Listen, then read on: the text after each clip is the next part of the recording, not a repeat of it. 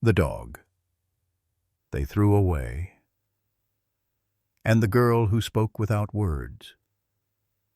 When they first found Cale, his body was barely clinging to breath scars across his flanks, eyes glazed with the kind of silence no bark could break.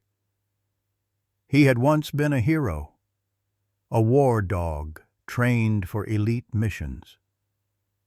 But now, tossed aside like broken equipment, Kyle no longer answered to anyone. Hundreds of miles away, in a quiet hospital room, a little girl named Lyra hadn't spoken a word in over a year. Her trauma, invisible but deafening, kept the world at bay. No one could have guessed what would happen when these two broken souls met. No one could have imagined that the silence between them would become their greatest language. This is not a rescue story.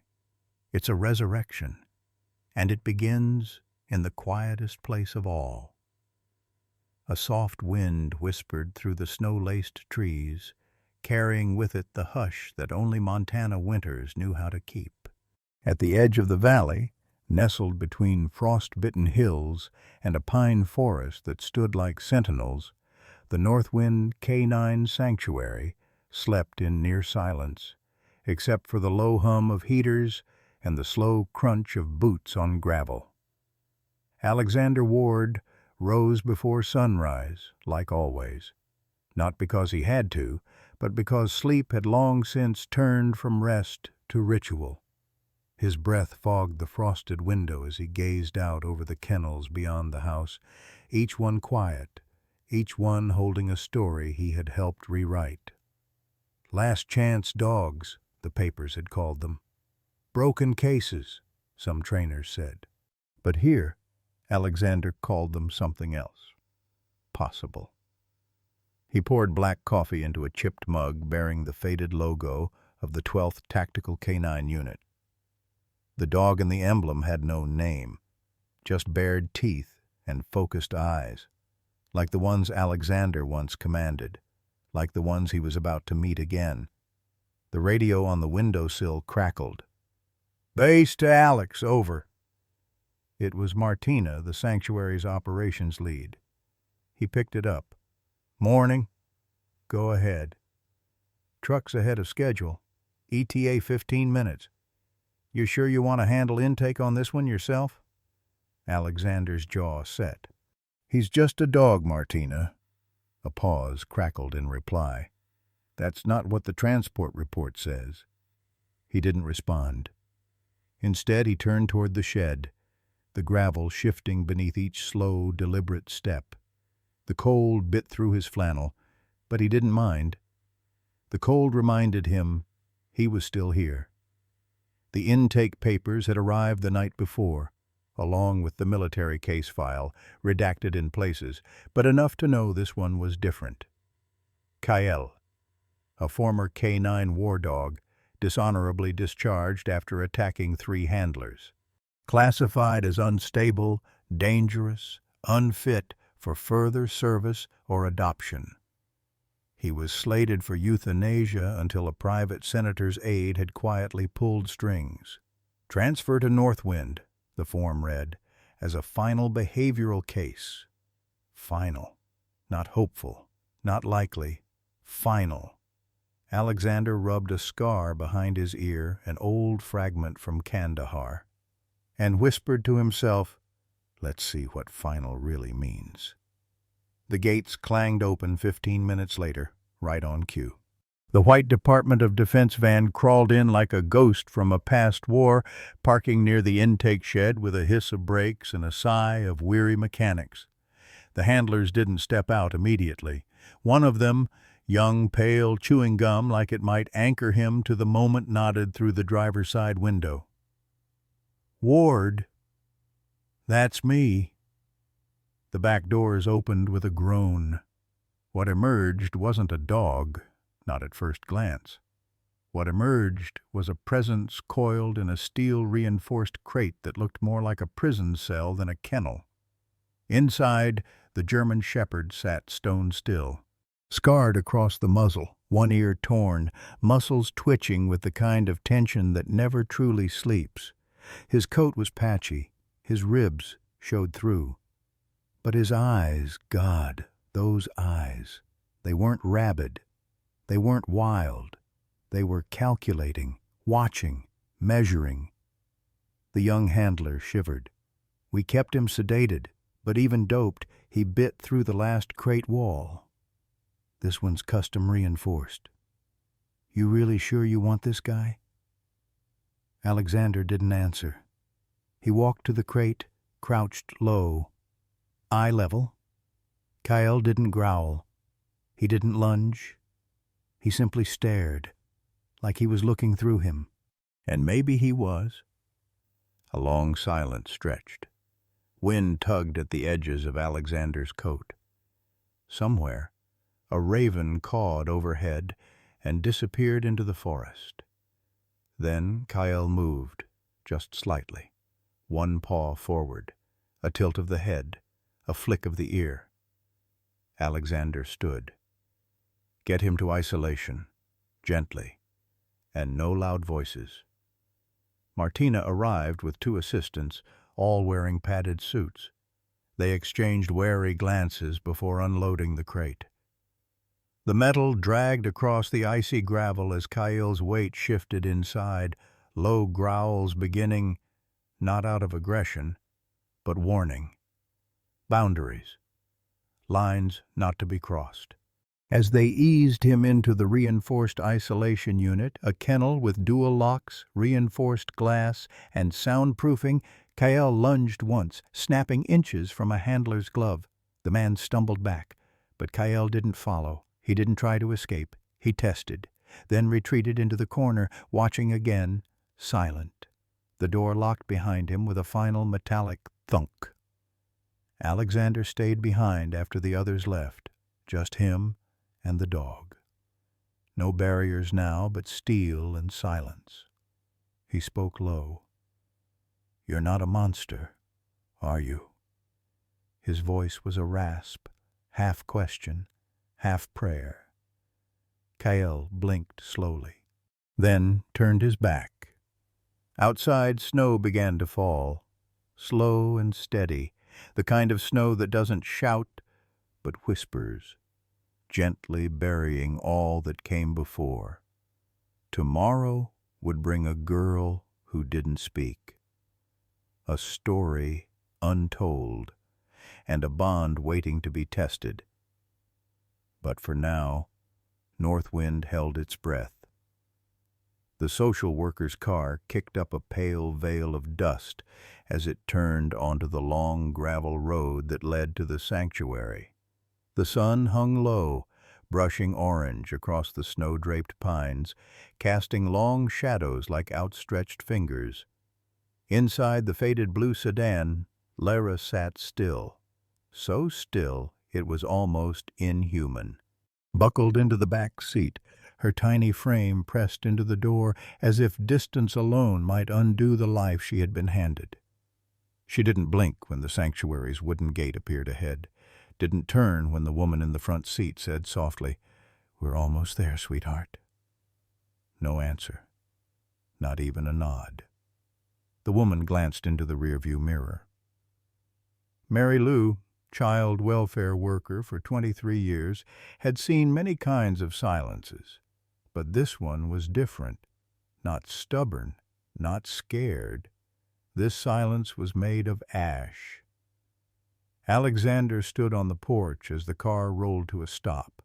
He didn't wave, didn't smile, just stood, hands in his coat pockets, eyes sharp beneath gray-streaked brows.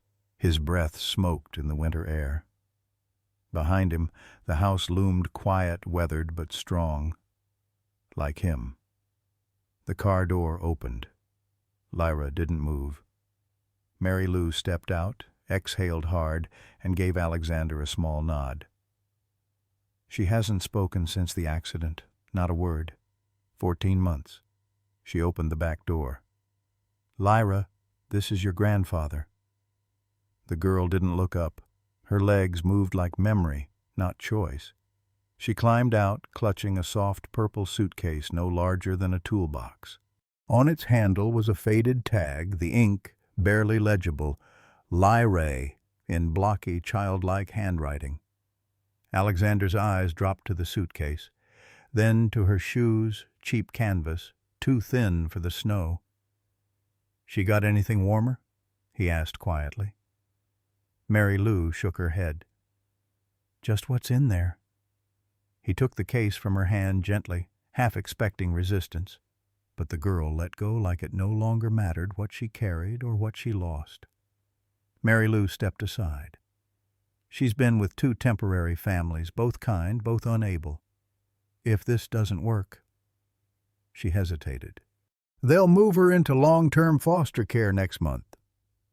Alexander said nothing. He just looked at the girl, her small shoulders hunched against the cold, her gaze fixed not on him, but somewhere past the treetops. She looked like someone who had forgotten what it felt like to be held. Mary Lou bent down, voice soft. "Do you want to say goodbye, Lyra?" Silence.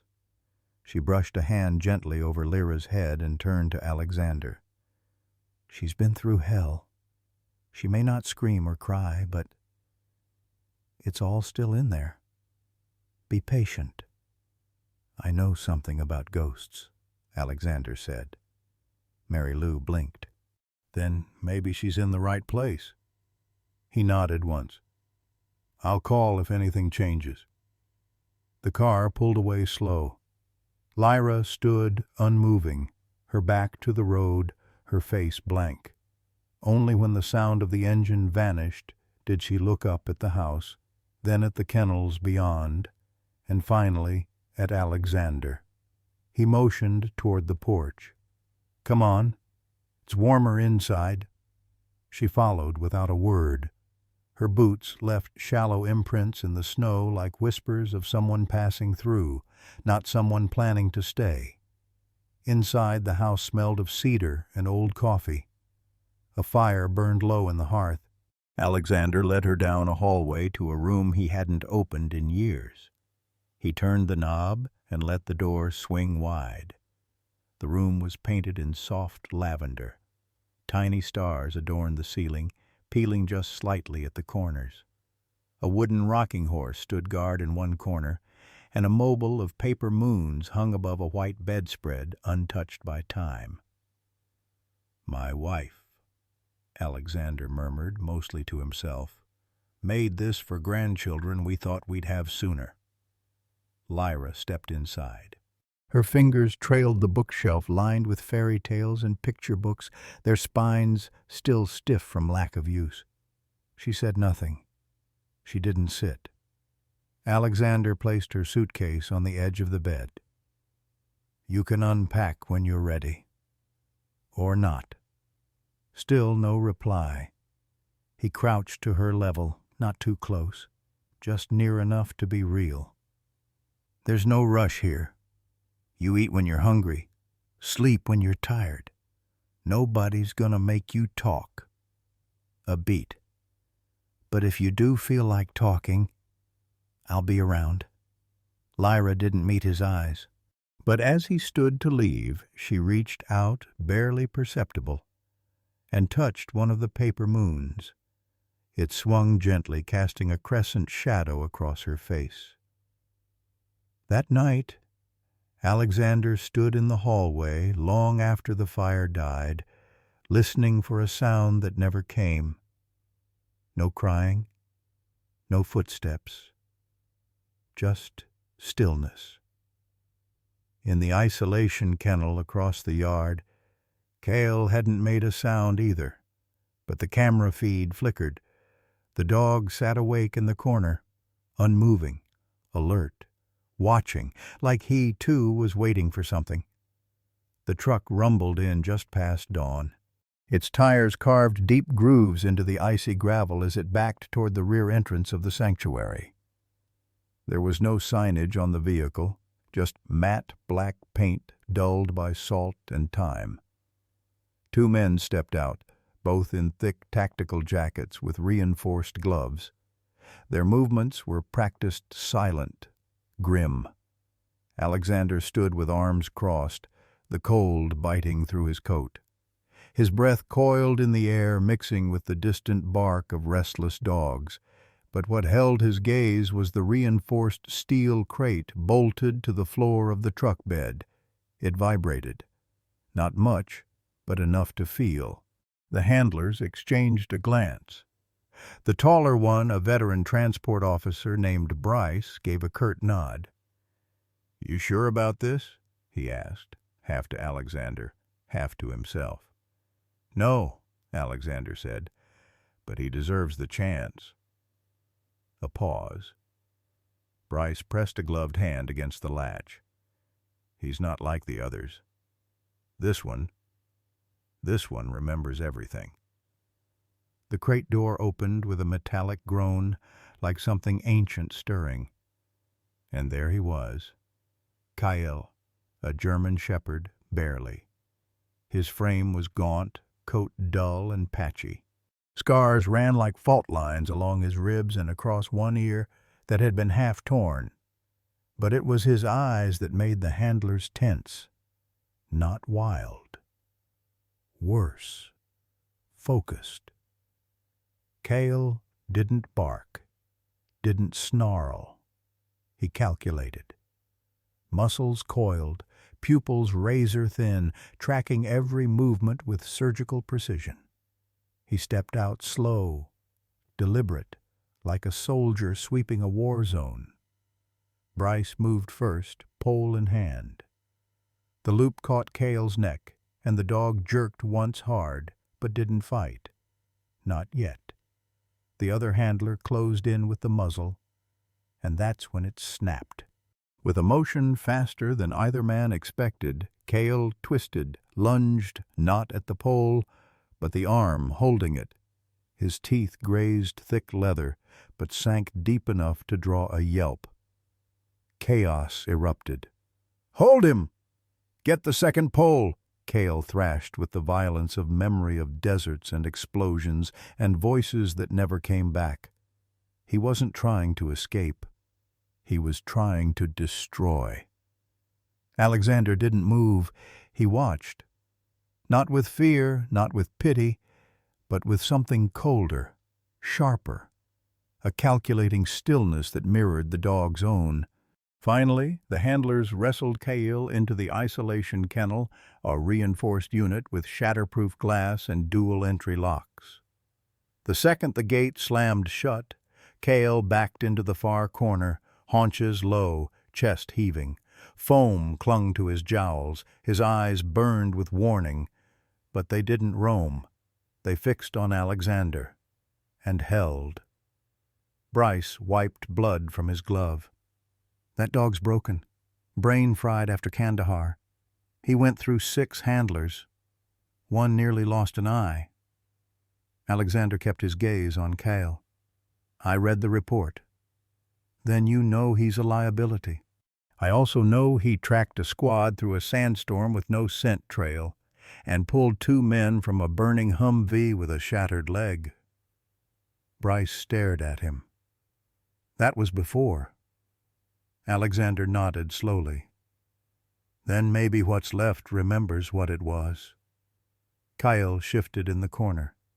His tail didn't wag. His ears didn't perk. But there was no panic now. Only presence. As the handlers packed up, Alexander stepped closer to the glass. Close enough to see the blood crusted at the edge of Cale's molars. Close enough to feel the tension humming through the air like a live wire. "You see me?" he asked softly. Cale didn't blink. "I knew a shepherd like you once," Alexander murmured. "Eyes just like yours. Watched him drag my corporal out of a bombed-out school in Fallujah. He didn't make it. But the dog stayed beside him. 3 days. A pause. They called him a monster, too." Cale shifted. Just a breath. just a twitch of his paw-like, the echo of a command buried under layers of scar tissue and rage. Alexander saw it. He saw readiness, not submission, not trust, but a flicker of instinct, the part that had not died. He stepped back. "I'm not here to tame you." He nodded toward the woods behind the kennel, where the pines swayed against the early wind. "But if there's anything left of who you were, I'll find it. Or die trying."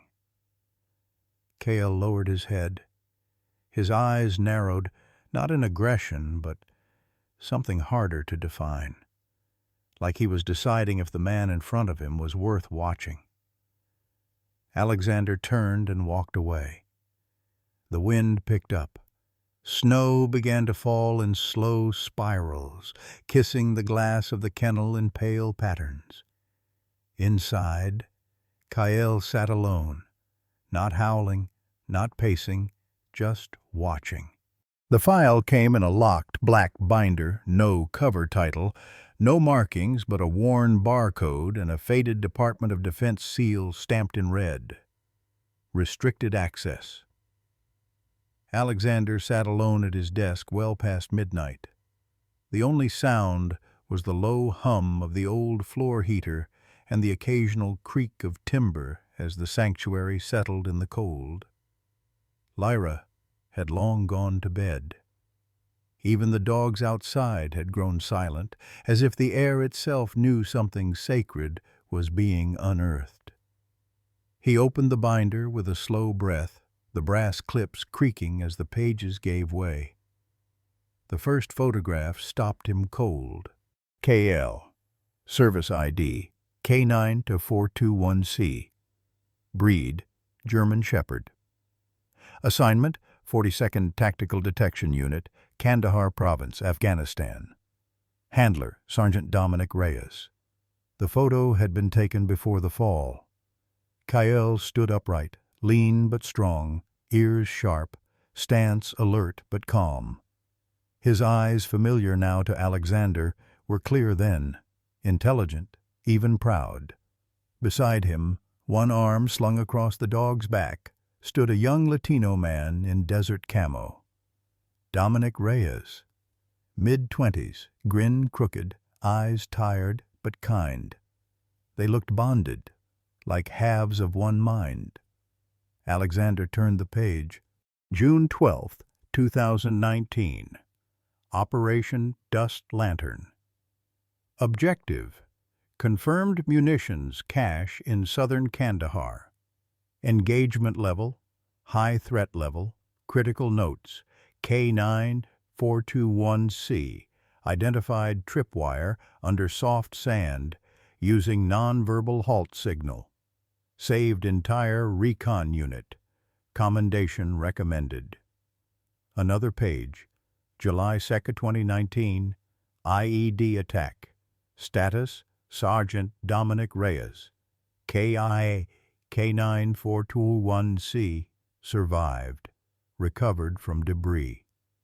Injuries: inner ear trauma, fractured pelvis, cranial contusion.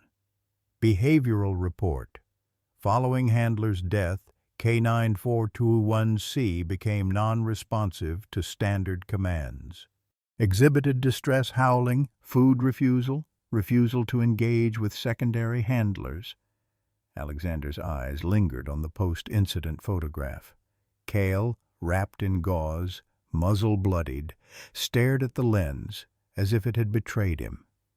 Below the image, a single line of handwritten note stood out. He sat next to Reyes's body for 17 hours until extraction. Wouldn't let anyone near, not even medics. Alexander closed the binder halfway, pinching the bridge of his nose. He'd seen this before in soldiers, in friends, in the mirror. But in a dog? A soul left on the battlefield, still pacing its ruins. He reopened the file and continued. July 28th, reassigned to Fort Caldwell, K9 Unit. Handler, Lieutenant Cheryl Hartley. Outcome: Handler injured during aggression outburst. August 3rd, reassigned to civilian rehab facility. Handler, Nathan Cobb. Outcome, severe bite on forearm. Incident under investigation. September 15th, final attempt with specialist Cole Rucker. Result, hospitalized. Puncture wounds to thigh and face. Handler refused to press charges. Below that, a grim label in bold. Status, behaviorally terminal. Subject approved for euthanasia. And then, a scribbled signature. Date, October 3rd. Facility, Canyon Ridge, Canine Disposal Division. Alexander stared at it for a long time. That was the signature that was supposed to end Kael's story. One more broken soldier discarded in silence. But something had intervened. A field vet from the original Kandahar unit had made a call. A quiet one. And someone, perhaps out of guilt, perhaps out of grace, had flagged Alexander's sanctuary as the dog's last chance. Not a home, a holding cell, until fate or mercy decided otherwise. Alexander rose and walked to the kitchen, poured 2 fingers of scotch into a chipped glass, then returned to the window overlooking the isolation kennels. There, in the far pen, lay the dog. Kael hadn't moved for hours, barely shifted since they'd transferred him in. He didn't sleep so much as wait, with eyes that never stopped scanning, watching the dark like it owed him something. And in that moment, Alexander didn't see a monster. He saw a man, broken, bruised, still breathing, still trying to make sense of a world that had moved on without him. He brought the glass to his lips and whispered, half to the window, half to the ghost in the file. "You're not the only one still stuck in the war, boy." A gust of wind rustled the pines outside. The moon cast long silver shadows across the snow, and Alexander thought of Dominic Reyes, the handler Kael had loved enough to fight death for. He thought of what it meant for a creature to grieve, to remember, to defend a body long after it had gone cold. That wasn't rage. That was loyalty unspent. Somewhere in the pages of that binder, lost between the medical codes and disciplinary reports, was the truth.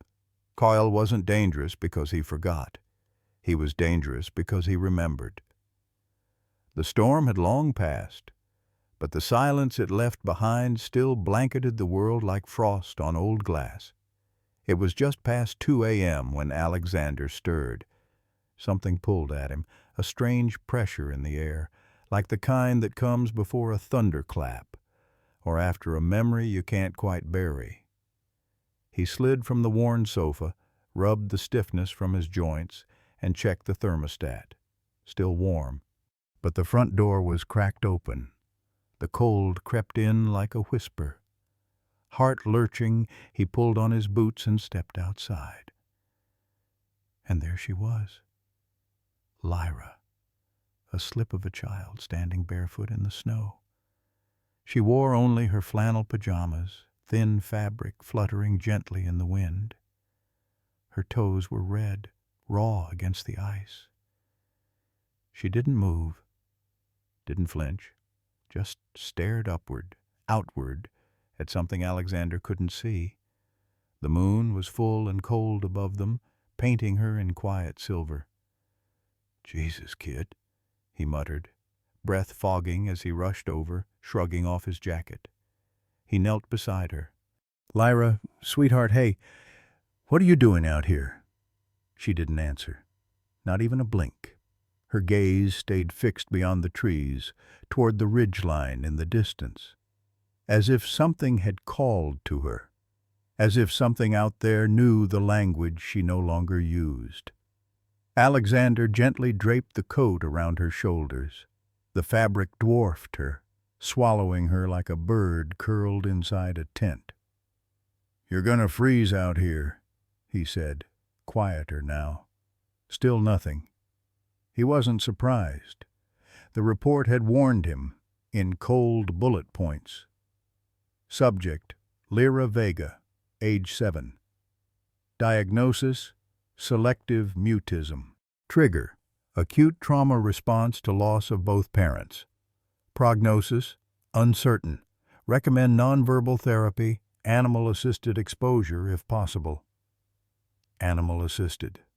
That was bureaucratic code for maybe a dog can reach her better than we can. But no one knew how to reach her. Not really. The details of the accident were buried deep in the social worker's voice. But Alexander had listened between the lines. A Christmas trip. A black ice turn. A jackknife truck that folded their SUV like paper. Her mother was killed instantly. Her father, pinned, still conscious, bled out waiting for help. Lyra was found still strapped in her car seat, untouched. Not a single bruise on her. But she hadn't said a word since. 14 months of silence. Of foster homes, courtrooms, clinicians who called her a puzzle and passed her along when they couldn't solve it. Alexander gathered her into his arms. She didn't resist, didn't lean in either. Just let herself be carried, limp as a shadow. Inside, he sat her by the fireplace and lit the logs, rubbing her feet gently with an old towel. They were cold, but not yet frostbitten. She shivered as warmth returned, but her eyes stayed hollow. He tried cocoa. Didn't touch it. Tried music. She turned away. Tried asking if she was scared, if she missed her parents, if she wanted to write things down instead of saying them. Nothing. Only when he stopped talking did she look at him. Not with fear, not even sadness, but with something deeper. A question he couldn't answer. A mirror to his own failure. Later that night, Alexander sat alone at the kitchen table, the empty cocoa mug still in his hand. The file on Kael lay open beside him, pages curling slightly at the edges. One dog, one girl, both broken by what they'd lost, both surviving the impossible, only to be punished for it. He remembered something his wife had once said, back when the idea of grandchildren was only a dream and not a quiet girl upstairs with eyes like war-torn glass.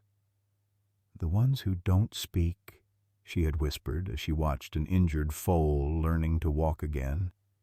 "They still feel everything, louder than anyone else." He looked toward the hallway, where Lyra's bedroom door was barely cracked open. He imagined her lying stiff beneath the covers, eyes wide in the dark. She hadn't cried, not once. The social worker had mentioned that too, how even toddlers wailed in grief, tantrumed their pain, but not Lyra. She simply folded inward, like someone who knew the world was no longer safe, and no word could ever make it so again. Outside, a low growl rumbled from the kennels. "Kyle." Alexander stood, stepped to the window. The dog was awake, pacing slowly but not aggressively. For the first time since his arrival, Kyle didn't stare at the fence or the door or the corners of his cage. He stared toward the house, toward Lyra's room. The morning came gray, all quiet light and heavy silence. Snow still clung to the eaves like the last breath of a forgotten storm, and inside the house, time moved with the hush of an empty church. In the kitchen, Lyra sat at the table, a bowl of oatmeal growing cold in front of her. She made no move to eat, no protest, no interest. Just the distant stare through the window toward nothing. Alexander placed a spoon beside her bowl. She didn't look at him. "You don't have to eat," he said softly, "but you're allowed to." He turned away before her silence could feel like failure. Across the compound, in the reinforced isolation kennel, Kyle refused everything. No food, no water, no touch. He had pulled the blanket Alexander left into the far corner and lay on it like a ghost guarding bones. His ribs stood out sharp beneath his coat. His tail didn't wag. His ears didn't twitch. He simply watched the door, as if waiting for a war to find him again. By midday, Alexander checked the surveillance feed. Kael still hadn't moved. Lyra hadn't either. The screen split the world in two. On the left, camera angle 7. The cage Kael pacing, slow, deliberate, like a soldier measuring a minefield. On the right, angle 3. Lyra by the upstairs window, knees hugged to her chest, forehead pressed against the cold glass. Her breath barely fogged the pain. Two figures, one caged, one free, but both equally trapped. Alexander let out a slow breath. His fingers hovered over the keyboard, but he didn't press play, didn't rewind. He just watched the loop unfold in real time. Kael circled. Lyra sat. Kael paused. Lyra blinked. When Kael finally lay down, spine stiff and eyes fixed on nothing, Alexander leaned back in his chair and closed his own eyes.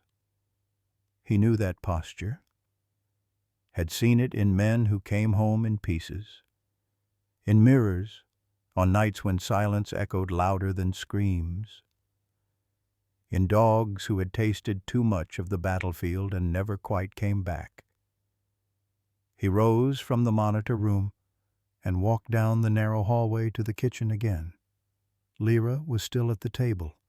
The oatmeal had congealed. "You don't like it?" he asked gently.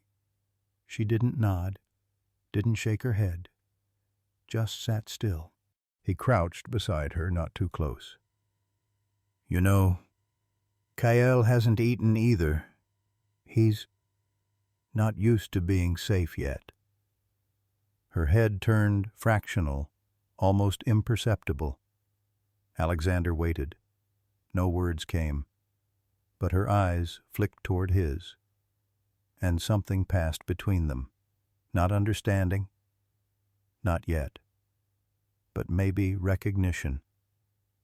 That night, long after he tucked her in and double-checked the locks, Alexander found himself staring at the fridge, unsure what he'd come for. Hunger wasn't the thing gnawing at him. He wandered out to the porch with his coffee, letting the cold bite his knuckles. The kennel lights glowed dimly across the snow. A faint shadow moved inside Kael, pacing again. Same loop, same silence, same sorrow, spun into different shapes. Back inside, Alexander pulled up the files again. Lyra's and Kael's.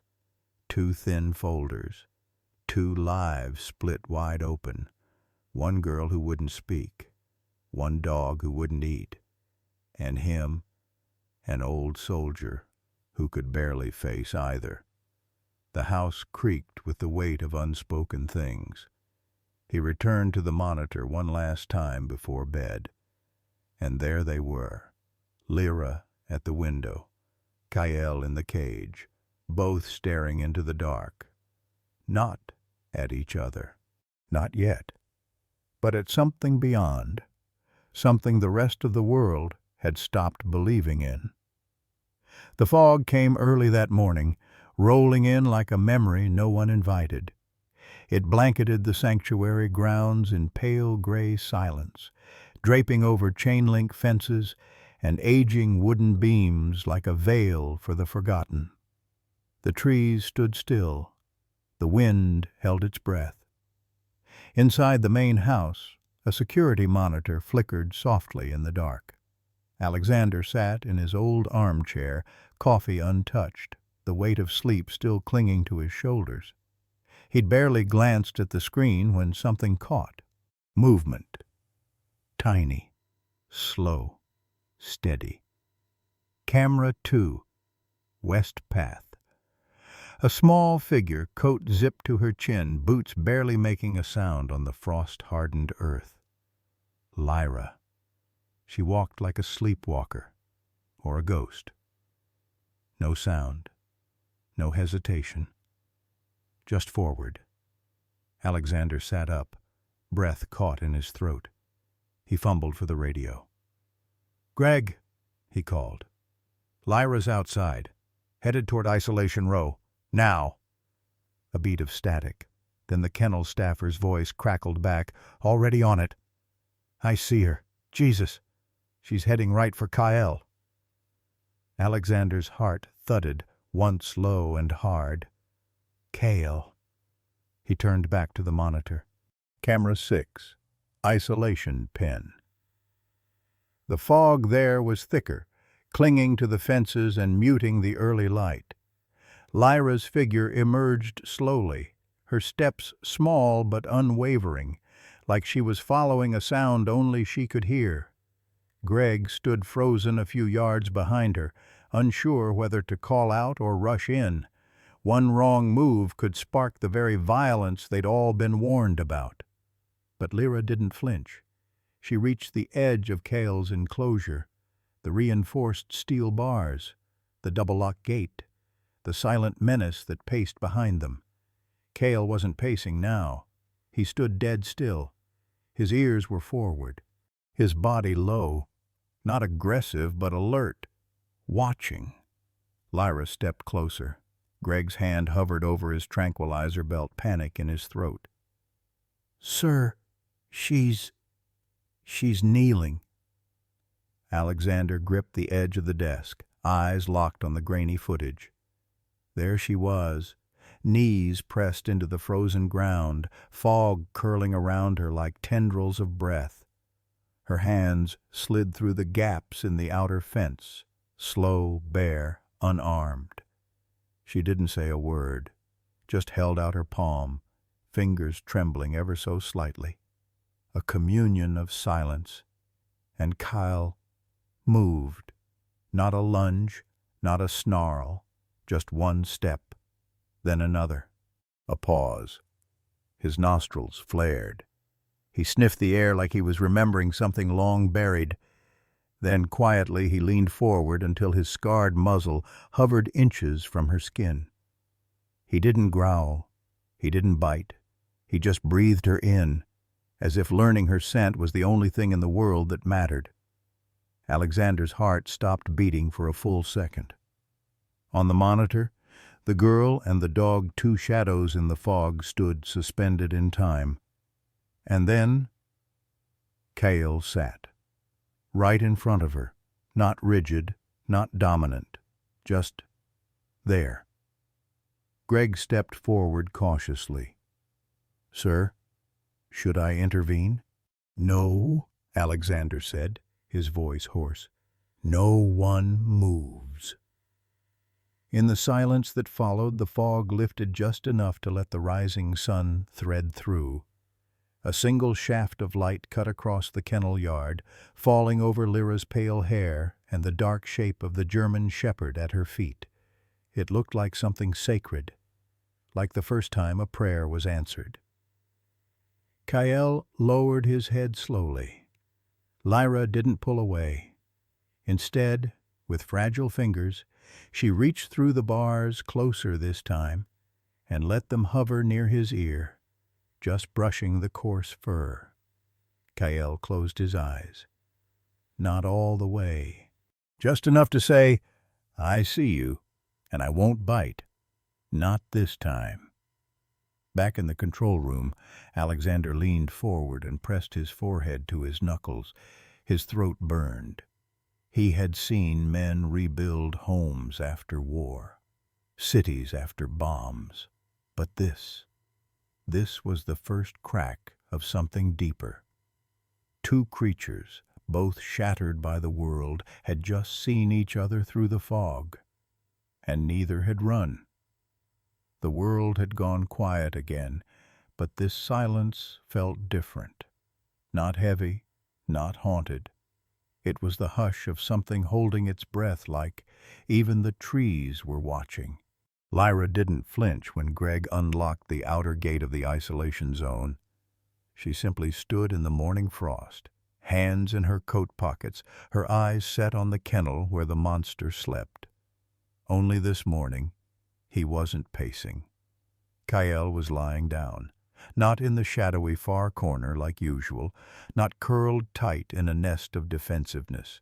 He was near the front, where she had last knelt, where the ghost of her hand had lingered through the steel. He watched her approach, not tense, not aggressive, just present. Alert. His ears twitched, but there was no bark, no growl, no warning. And that alone made the staff nervous.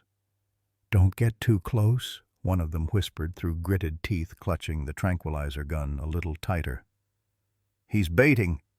He's waiting to snap." But Alexander didn't speak.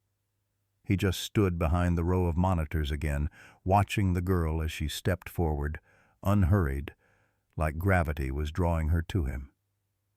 Lyra sank to her knees in the same spot as yesterday. Her breath fogged the air, and for an hour, 60 full minutes of nothingness, she stayed. Still. Watching. Not a word escaped her lips. She didn't touch the cage this time. She didn't have to. Kael stayed exactly where he was, head resting on his paws, one eye on the child who refused to flee.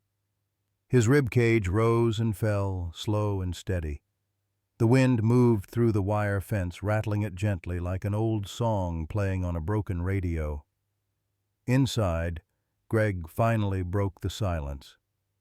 "What the hell is happening?" Alexander didn't answer. He was still staring at the screen. There was something unfamiliar in Kael's posture. Not submission, not compliance, permission.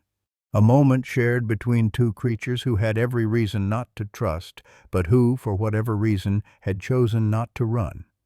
The others might have missed it, but Alexander didn't. Kael's body wasn't coiled. His tail didn't twitch in warning, it twitched like thought, like focus. And his eyes, those cold, fractured things, weren't scanning for exits or threats. They were watching the girl. Just the girl. And when Lyra finally rose to her feet, brushing snow off her coat, Kael didn't follow with his teeth or a warning growl. He just watched. His head lifted slightly, his ears tilted. And then, as Lyra turned to walk away, Kael stood up and took a single step toward the gate. No lunge, no bark, just a step, enough to close the space she left behind, enough to follow but not too far, like he knew the distance between them mattered.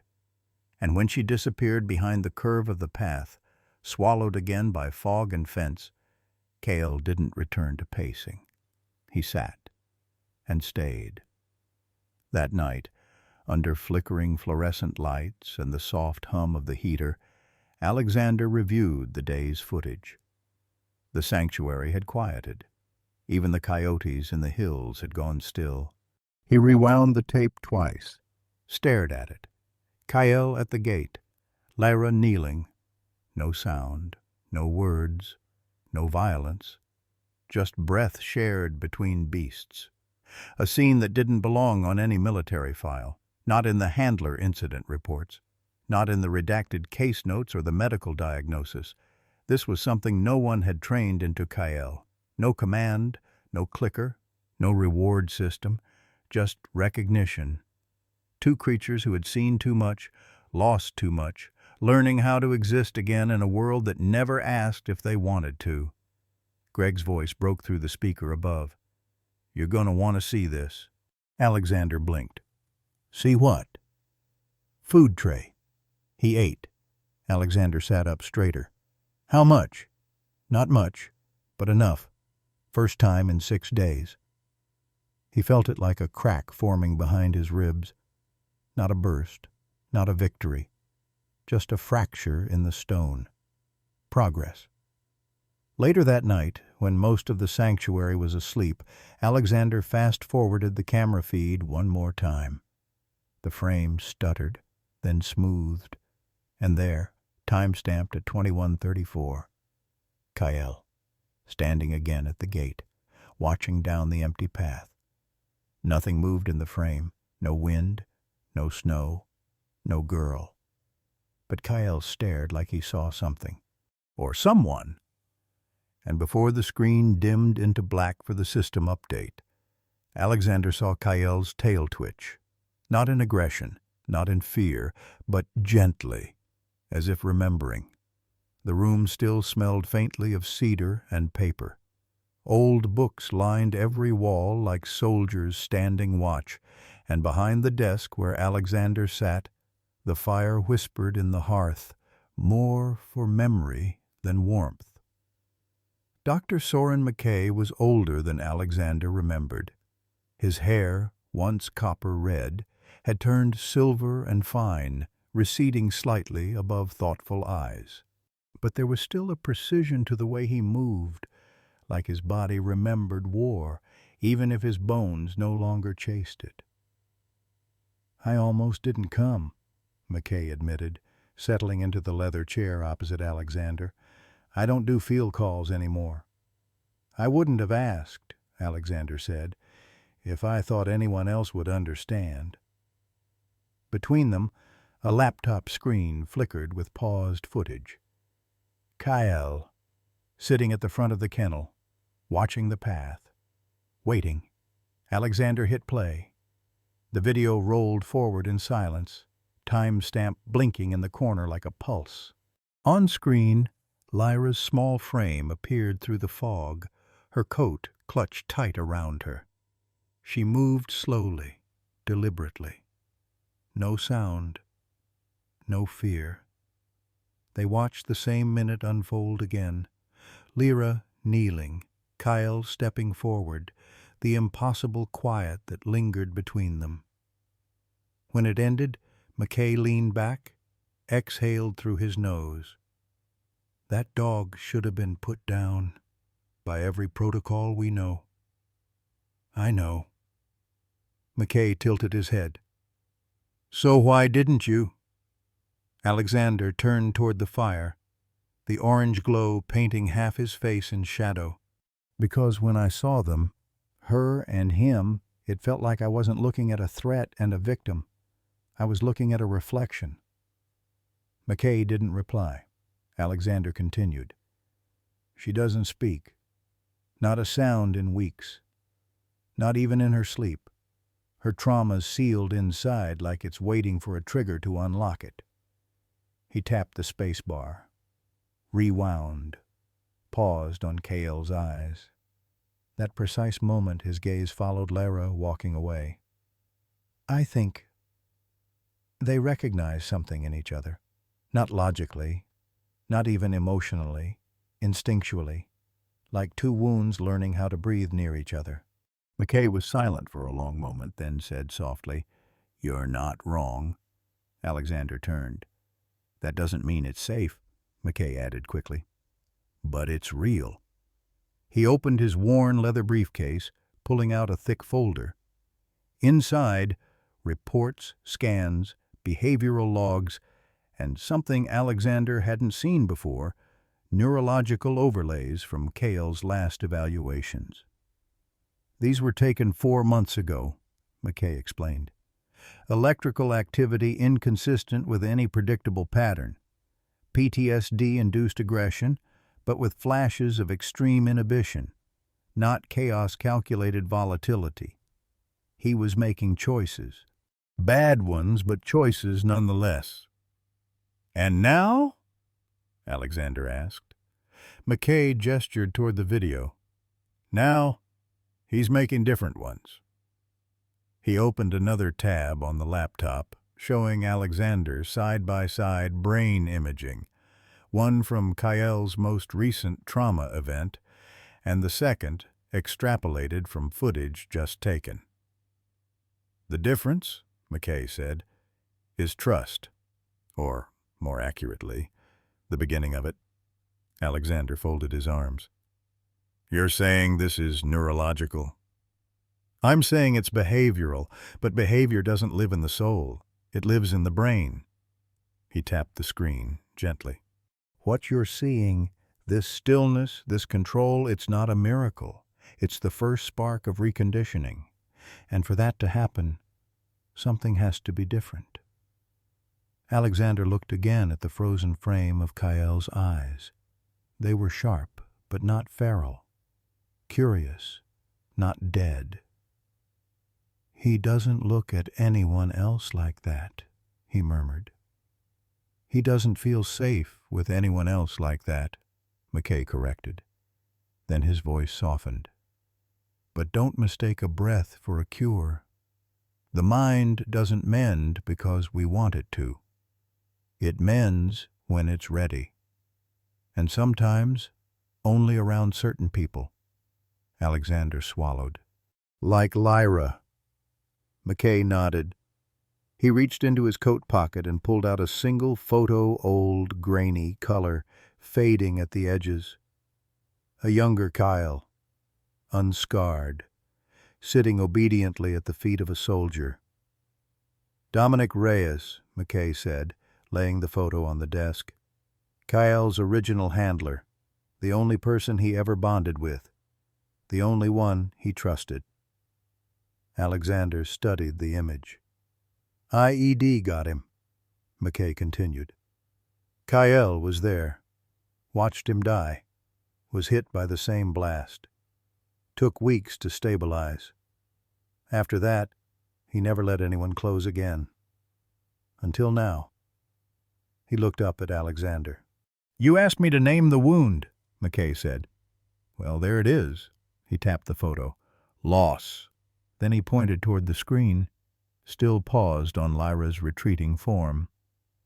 "And what you've got now might be the first time Kyle's seen someone who understands what it means to lose everything." Alexander said nothing. He didn't have to. Outside, snow began falling again in quiet spirals, landing soft against the sanctuary windows. Somewhere across the yard, Kyle was probably pacing, or maybe not. Maybe he was waiting again, and maybe, just maybe, Lyra was too. McKay stood, gathered his things. "Be careful, Alexander," he said gently. "When two broken souls recognize each other, it's beautiful. But it's also dangerous, because they don't know where one wound ends and the other begins." Alexander walked him to the door. Right before leaving, McKay paused, glancing out at the snow. "Let me know if the spark catches," he said. "But more importantly, let me know if it burns." The storm didn't announce itself with lightning. It crept in, like a memory. By late afternoon, the sky above the sanctuary had dulled to the color of steel, thick with clouds that hung low and mean. The wind had begun to shift slower, heavier, and the air tasted metallic, as if the earth itself was bracing. Alexander felt it first before he heard it. A distant rumble, low and long, like something ancient waking beneath the snow-covered hills. Inside the main house, he stood at the window, eyes narrowing. He didn't need the weather alert chime to know what was coming. Winter thunderstorms weren't common this far north, but when they came, they were brutal. He turned toward the monitor's 12 live security feeds flickering in grayscale tones. One showed the kennel row, another zoomed into Kyle's enclosure. And then it began. A boom cracked across the mountains like a whip of cannon fire. Kyle's head snapped up. In a heartbeat, the change was visible. His posture stiffened, his pupils dilated, breath shallow and rapid. The kennel that once held a wounded dog now held a fuse, and the storm had just lit the match. Another thunderclap rolled in, deeper this time. A tremor ran through Kyle's body like a fault line giving way. He lunged at the wall hard. His body hit steel with a sickening clang. Then again, and again. Alexander cursed, lunging for the radio. "Code Black Kennel 5, I need 2 handlers and tranks on standby." Kyle's howling began. Not a bark, Not a growl, but something guttural, raw, a sound that peeled open the past and poured it into the present. It wasn't just fear, it was war. It was memory. It was the ghost of Kandahar screaming through the mouth of a dog who hadn't forgotten. Outside, the sky cracked open. Lightning etched itself across the clouds like broken bone, followed by another shattering boom. Kael threw himself at the gate now, foam at his mouth, eyes wild. Staff were already moving, gloves, tranquilizer gun, pole snares. They moved like firefighters to a blaze, but no one truly wanted to open that kennel door. "Alpha team on the perimeter," someone called over the radio. Alexander sprinted toward the control room door, then froze, because something shifted. Not in the kennel, but in the corner of the monitor. Lyra, barefoot. Again, her coat barely pulled over her nightgown, hair streaming behind her in the wind. She was running across the yard toward Kael. "No!" Alexander's voice cracked the room. "Get her out of there!" But the radios crackled with static. The storm had knocked the frequency out, and Lyra Small, silent Lyra, was already halfway across the field. Snow whipped sideways as she moved, her breath visible in sharp bursts. The wind howled, and yet she kept running, one hand clutching the fabric of her coat, the other outstretched as if warding off the storm itself. Kael's howls grew louder. He flung himself again against the steel. And then Lyra was there, in front of the kennel. No one reached her in time. The staff screamed from behind the fence line, helpless. The tranquilizer team froze. Even Alexander, sprinting from the main house, knew he wouldn't make it. It was her and the storm, her and the ghost in the cage. Kael lunged and stopped. A breath. One blink. His body, inches from the bars, teeth bared, muscles locked. But he didn't strike. Lyra stood perfectly still, soaked in snow, eyes wide but calm. She didn't run, didn't flinch. She simply raised one hand palm out facing the cage. Thunder roared again, rattling the earth. Kael dropped his head. Slowly, agonizingly slowly, he backed away from the gate, not out of fear, but submission. He turned once in a tight circle, then collapsed onto his side, trembling. His chest rose and fell in heaving gulps, but the fire in his eyes had dimmed. The storm inside him had been seen, and somehow accepted. Lyra knelt in the snow, said nothing, but she didn't need to.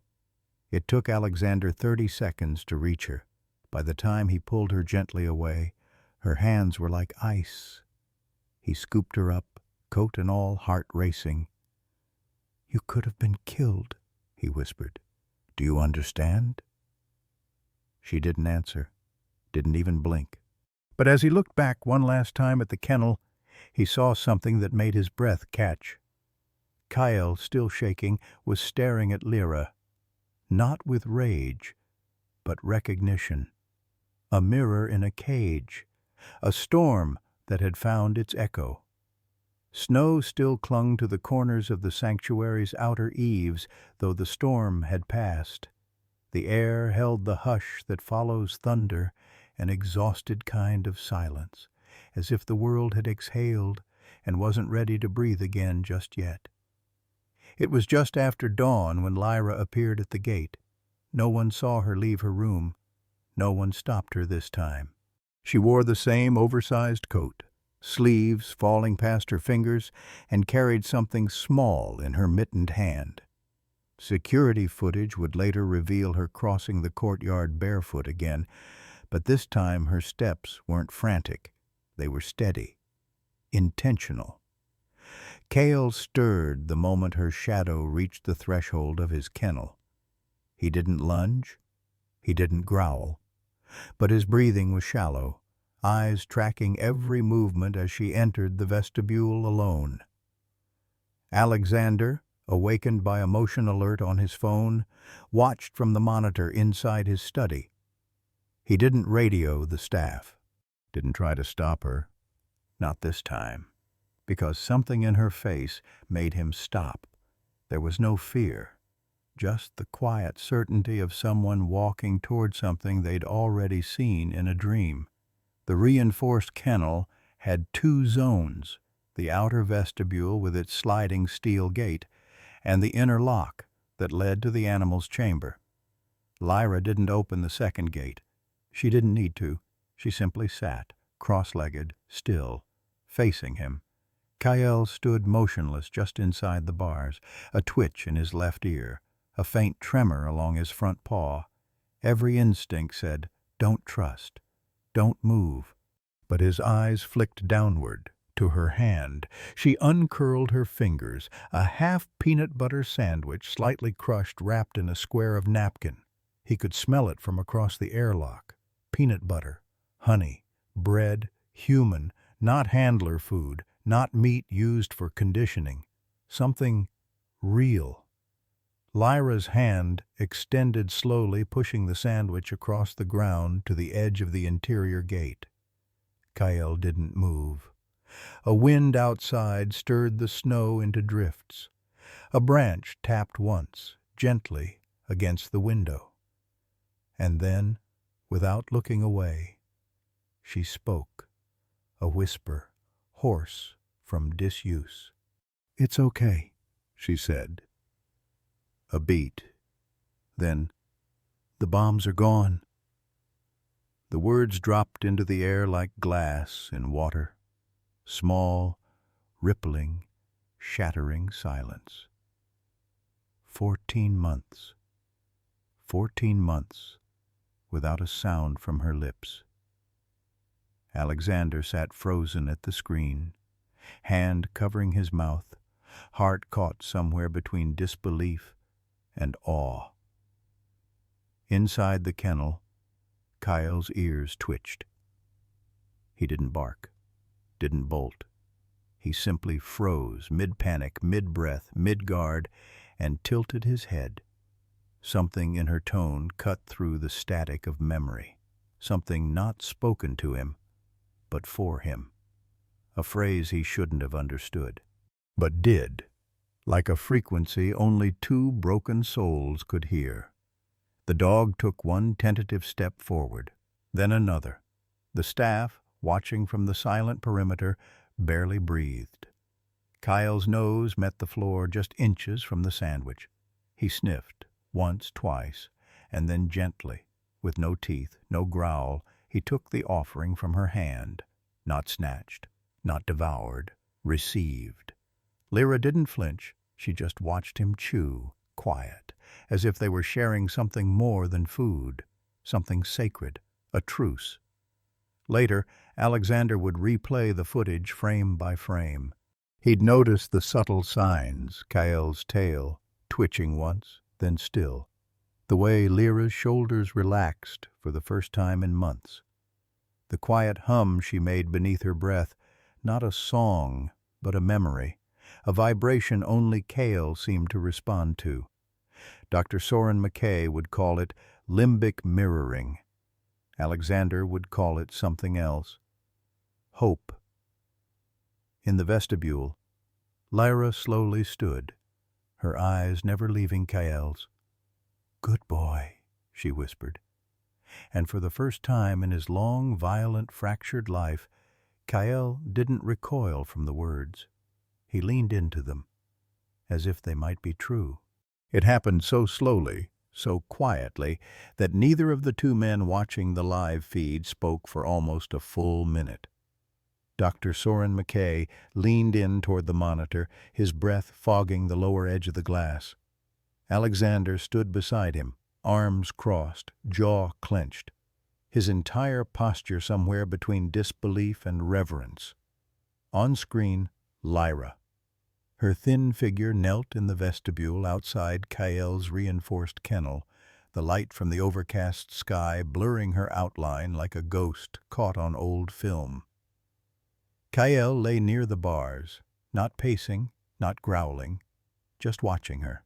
For minutes, they simply breathed in tandem, two creatures, scarred by the same invisible hand, separated by inches of steel and a chasm of shared pain. And then Lara did something no one expected. She reached out, not fast, not hesitantly either. Her hand, so small against the metal, extended palm up, fingers trembling just slightly. She didn't hold food this time. No offering, no trick, just presence. Kael's ears flicked. His gaze dropped to her hand, then to her eyes. He didn't move. He didn't bare his teeth. He let the moment settle. The whole sanctuary seemed to hold still.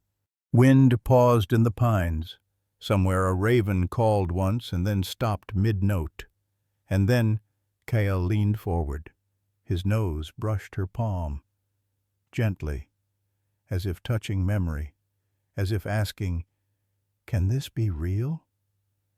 Alexander's heart hammered in his chest. He felt McKay stiffen beside him. But Lyra didn't move. She waited. And that's when Kael did the impossible. He turned his head ever so slightly and allowed her fingers to trace the scar above his right eye, the one from Kandahar, the blast that had taken Dominic Reyes, the burn that had never quite healed. Lyra's thumb moved in a slow circle, feather-light. Kael exhaled. Not a whine, not a snarl, just a breath. And with it, something shifted in the air as if the room itself exhaled too. The world, for one impossible moment, stopped holding its breath. The next morning, Lyra returned. Same hour, same coat, same silence.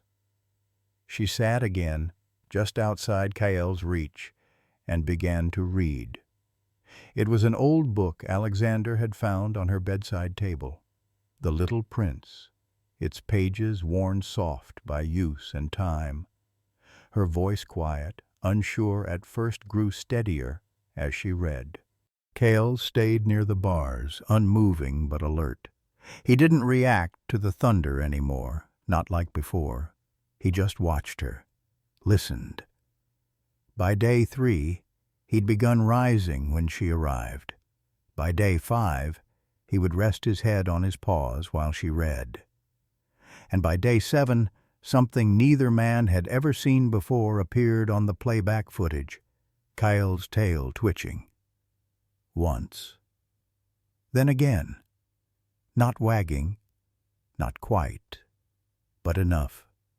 Enough to make Alexander drop the pen he'd been holding. Enough for Dr. McKay to sit forward, his voice barely above a whisper. "I think we're looking at mutual reattachment therapy in real time." Alexander turned to him. "You're serious?" "Dead serious," McKay said, tapping the frame. "What we're seeing here, this isn't conditioning. This isn't food-based response. This is limbic resonance. Two beings, each with complex trauma, forming a parallel therapeutic bond without any human directive. It's instinct, survival-based bonding, but deeper." He paused, then added quietly, "It's healing." Alexander began documenting everything, every visit, every word Lyra spoke, every movement Kael made. He took notes by hand, not trusting a keyboard to capture the weight of it. Lyra never acknowledged the cameras. She just kept coming back, always at the same time, always with the same gentle rhythm, voice, breath, stillness. Kael began to eat regularly. He no longer tore at his bedding. His pacing, once endless and frenzied, now lasted 5 minutes at most. And each night, As Lyra walked back toward the main house, Cale would remain near the gate, watching, not barking, not begging, just watching, as if committing her to memory, as if afraid the silence might return without her. One evening, as twilight blurred the edges of the pine forest behind the sanctuary, Alexander stepped onto the porch with McKay beside him. They watched Lyra disappear into the long shadows. "She hasn't asked for anything," Alexander murmured. "Not once." "She already has it," McKay replied. A pause, then, "You do realize this bond between them, it may go deeper than anything we've ever documented." Alexander nodded slowly, and for the first time in years, he allowed himself a fragile, flickering kind of hope. The anesthesia took longer than expected. Cale had fought it until the very edge, until his eyes, usually sharp with an almost feral distrust, glazed into sleep. Even sedated, his body trembled with residual tension, as if his muscles no longer knew how to surrender without bracing for harm. The fluorescent lights above the small veterinary wing flickered slightly as Dr. Isla Grant ran the scanner over Cale's side.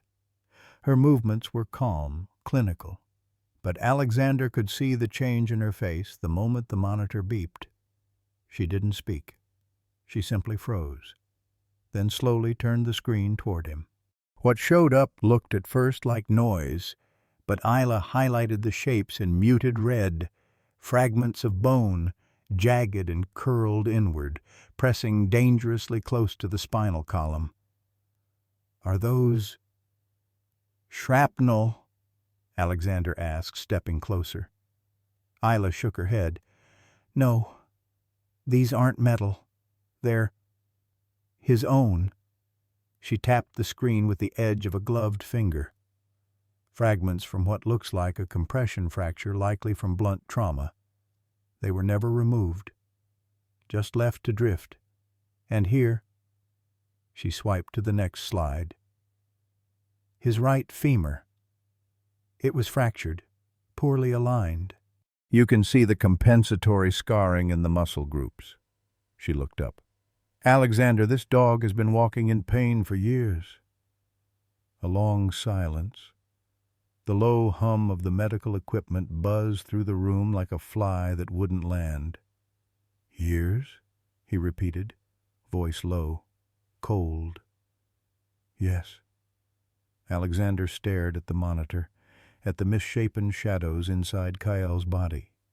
Inside this dog that had been caged, branded dangerous, feared, avoided. The dog who flinched from sound, who never slept more than 20 minutes without jerking awake. The dog who never cried out, but whose every step had been agony. He turned away from the screen, fists clenched. They labeled him aggressive, without ever asking why. Isla nodded slowly. They assumed behavior meant intent, not pain. "Not pain," he echoed. His voice cracked then, just slightly. He looked at Cale on the table, still, vulnerable, breathing in even controlled intervals. They put him in a cage, muzzled him, documented his outbursts. His jaw tightened, but never scanned him, never even gave him a full diagnostic. He exhaled hard, pressing both palms to the edge of the metal table as if grounding himself. "Jesus." Isla hesitated. "Would you like to step outside for a moment?" "No." His answer came fast. Too fast. "I'm staying." She nodded. "Then you should see the rest." She pulled up a third scan. His ribs. Multiple healed fractures. A scapular notch misaligned from what she guessed was an old gunshot wound. "He's been through a battlefield," she said quietly. "He was the battlefield," Alexander replied, "and we let him carry it alone." Later that night, Alexander sat alone in the observation room reviewing old files. There were pages upon pages of behavior reports, terms like unmanageable, hostile, non-rehabilitative stamped in bold black ink, all from the military, all from people who'd seen the snarls but never questioned the limp, who'd seen the fear in Kyl's eyes and called it menace. He picked up one report dated 3 years prior. It described an incident where Kyle had lunged during an attempt to transport him to a new base. Likely neurological aggression, the note read. Recommend permanent confinement. Alexander's hands trembled. It wasn't neurological. It was pain. Every movement had scraped bone against nerve, and no one had listened. He stood, walked to the window, and looked out over the sanctuary. Outside, night covered the land in soft velvet shadow. Somewhere in the distance the pine trees swayed, whispering things too old for language. Below, in the med wing, Kyle still slept under watchful sedation. And just outside the glass, in the hallway beyond, Lyra stood barefoot on the tile floor, her forehead resting against the wall, as if she, too, had felt the weight of what the scans revealed. Alexander didn't call out to her. He didn't interrupt. He simply watched. 2 figures, one grown, one still a child, both changed by a truth too long buried. In his journal that night, Alexander wrote, "The danger was never in his bite. It was in our blindness. We made a monster out of pain and called it design. The numbers didn't lie." Alexander leaned back in the worn leather chair in his study, staring at the breakdown on the screen, each item a clinical distillation of pain and possibility, pre-op scans, surgical stabilization, post-operative rehab, custom orthotic fitting, pain management, anesthesiology team, recovery kennel with thermal insulation, total estimate $106,400. He exhaled, slow and bitter. Outside, the wind rattled the porch rafters, as if nature itself disagreed with the cost of mercy. He reached for the land documents on his desk. Acreage he'd inherited from his grandfather, untouched woodland on the sanctuary's northern border. Developers had offered to buy it for years, and he'd always refused. Until now. He opened the drawer, pulled out the manila folder labeled Offers Devlin and Cross Partnership. His thumb hovered over the phone screen. He hated this. Hated the thought of carving up the only place that had felt sacred. But how do you look at a dog who's learned to trust again, however fragile that trust may be, and say, "I'm sorry, you're too expensive to save"? He thought of Kyl's scarred frame leaning into Lyra's hand just days ago. He thought of Lyra whispering, "The bombs are gone." He thought of the soft twitch of Kyl's tail, barely a flicker, but the first sign of life not born from pain. He was about to make the call when the front gate alarm chimed. 10 minutes later, Alexander stood on the porch, rain misting his shirt sleeves. A silver Mercedes idled on the gravel drive. From it stepped a girl no more than 19. Red jacket, dark jeans, nervous hands. "Kira Blake?" Alexander asked, frowning slightly. She nodded, brushing damp hair behind her ear. "You don't know me, but I guess my family name is more familiar. Blake, as in Nolan Blake, local tycoon, land developer, and thorn in the sanctuary's side for the better part of a decade." Alexander's expression cooled. "You're his daughter." "Yes, but I'm not here for him." She hesitated, then held up her phone. "He doesn't know I'm here. I saw this." She pressed play. It was security footage. Alexander recognized it immediately. The one where Lyra sits cross-legged outside Kyl's kennel, her mittened hand resting near the bars. Kyle rigid, Watchful moves forward slowly and presses his nose to the wool. They stay like that, breathing together.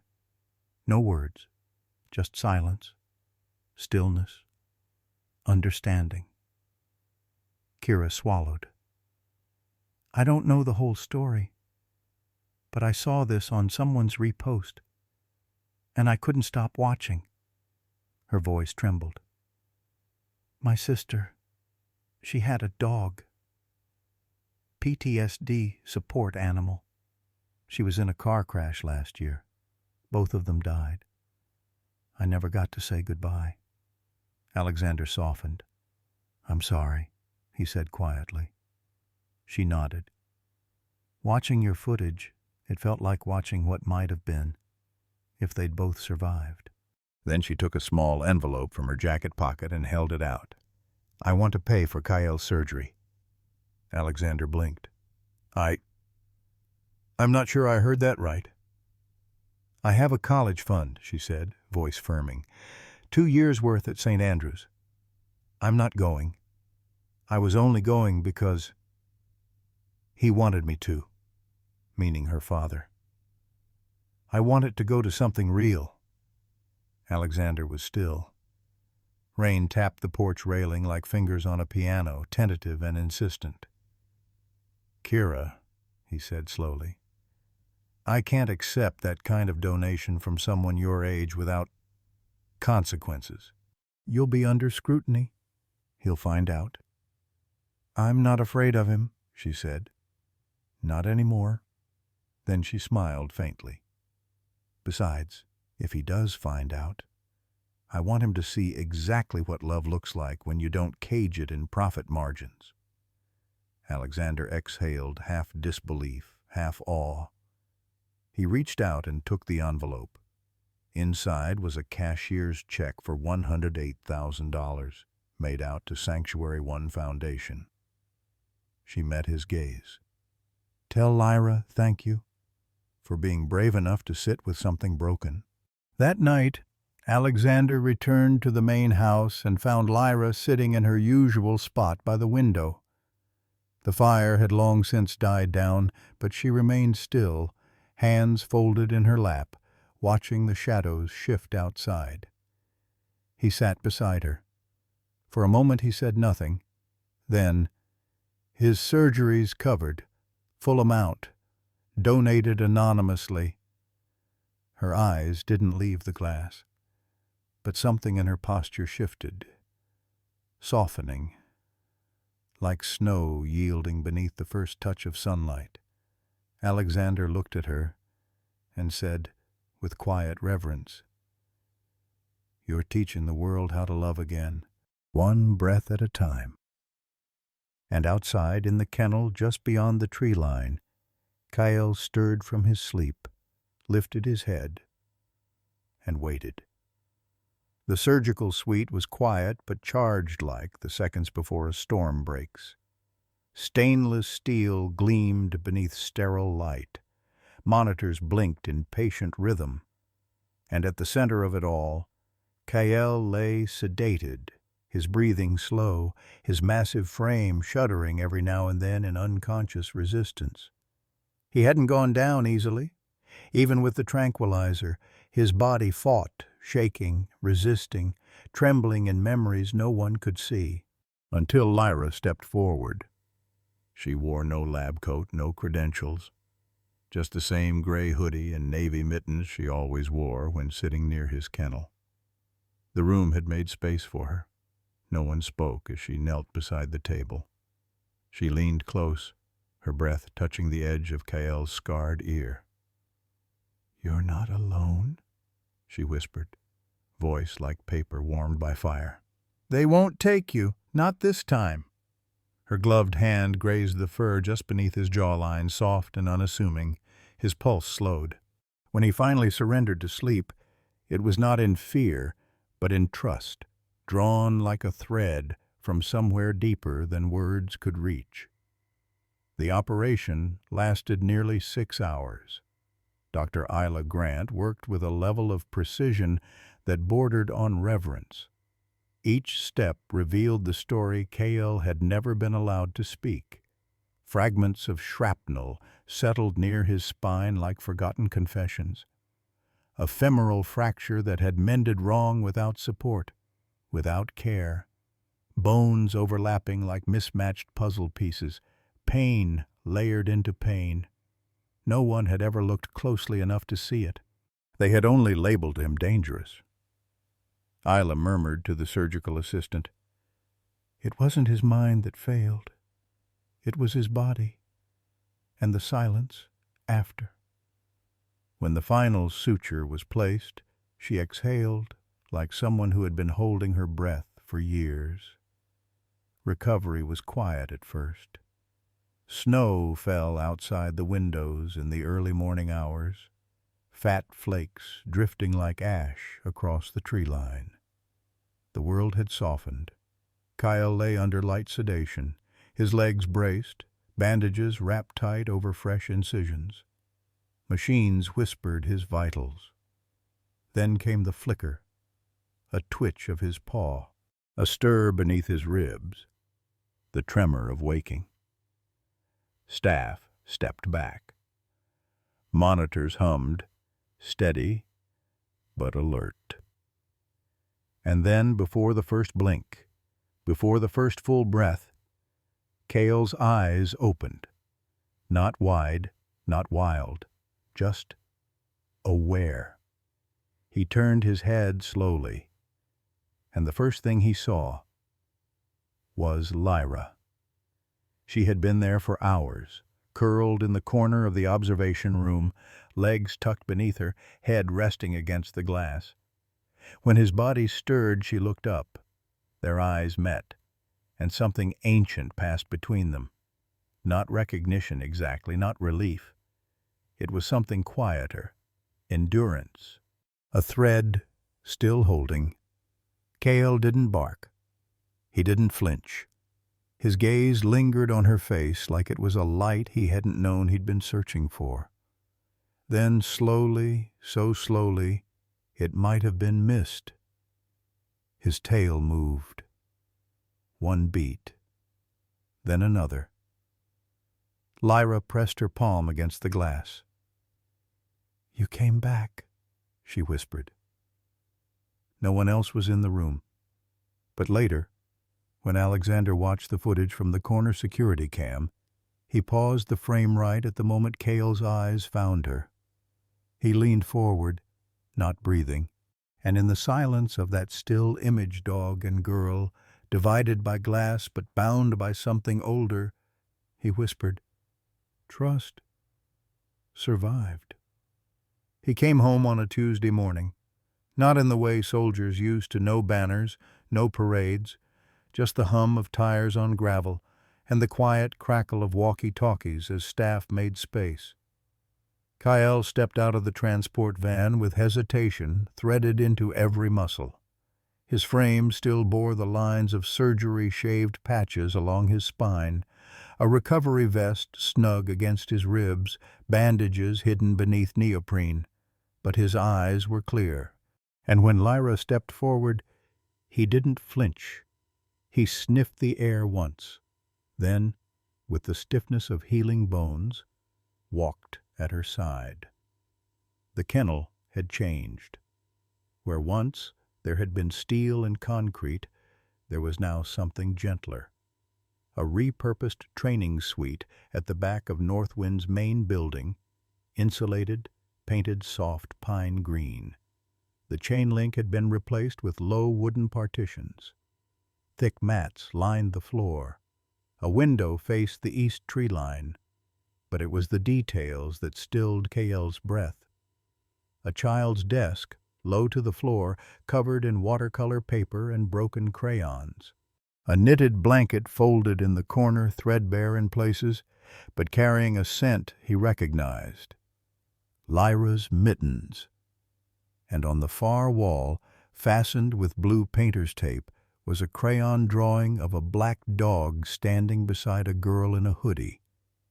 Both figures had scars. Both were smiling. Cale walked to it slowly, ears twitching. He sat. He did not growl. Alexander, watching from the control room, exhaled hard and ran a hand over his jaw. "Welcome home," he murmured. Healing didn't come all at once, but it came. Day by day the vest was loosened, the bandages changed, medications tapered. Cale began to stand straighter, his gait more stable. The trembling that used to seize his shoulders during sleep grew less frequent. He learned how to lie still again without flinching, how to accept a touch on the haunch without pulling away. Small commands, stay, come, easy, were met not with suspicion, but thoughtfulness, as if he were learning a new language built on choice, not obedience. He tolerated Isla brushing near his side. He sniffed Dr. McKay's palm once, then turned his head, not in fear, but in reserve. It was enough. And most nights, when the lights dimmed and the compound quieted, Kyle would walk to the east-facing window and sit, waiting. Lyra came every morning at 8 o'clock sharp. Sometimes she brought books. Sometimes peanut butter sandwiches wrapped in wax paper. Sometimes she brought nothing but herself. She would sit cross-legged beside him, head tilted, watching snow collect on the outer sill. And Kyle would lay his head near her feet. It wasn't submission, it was sanctuary. McKay called it reciprocal regulation. Alexander called it a miracle with teeth. But Lyra didn't label it. She just called him friend. It wasn't long before the staff stopped calling it a kennel. They called it his room. Because it was. And on the door, next to the laminated protocol chart and feeding schedule, someone had quietly taped a name card. Block letters. Black marker. K.L. Retired. Not dangerous. Not defective. Not former. Just returned. It started with 3 words. Simple. Barely audible. I'll do it. Lyra's voice, unused for so long it sounded like memory broke the hush of the feeding barn as Isla was setting down bowls for the mid-morning rotation. She'd spoken to Kyle before, yes. But this was different. This wasn't just rescue language. It was initiation. Isla blinked. "Sorry, sweetheart?" Lyra didn't repeat herself. She just picked up a bowl, turned, and walked toward the far run where a brindled mix named Jasper had begun pacing. The staff watched as she knelt and slid the dish through the slot. Her movements were careful, practiced-like. She had been studying all along. Maybe she had. Maybe she'd been waiting for permission from herself. They didn't call attention to it. No one asked questions. No one cheered. But word spread fast across Northwind. Lyra's helping. The girl who had once flinched from sound, who would not enter a room if someone else was already in it, was now walking the kennels at Alexander's side. She never lingered in a crowd, never spoke more than a few sentences. But she was there, present, and that was something sacred. Sometimes she hummed under her breath, a tune no one recognized, soft, rhythmic, like the cadence of paws over snow. Other times she whispered single-word commands to the newer dogs, down, sit, stay.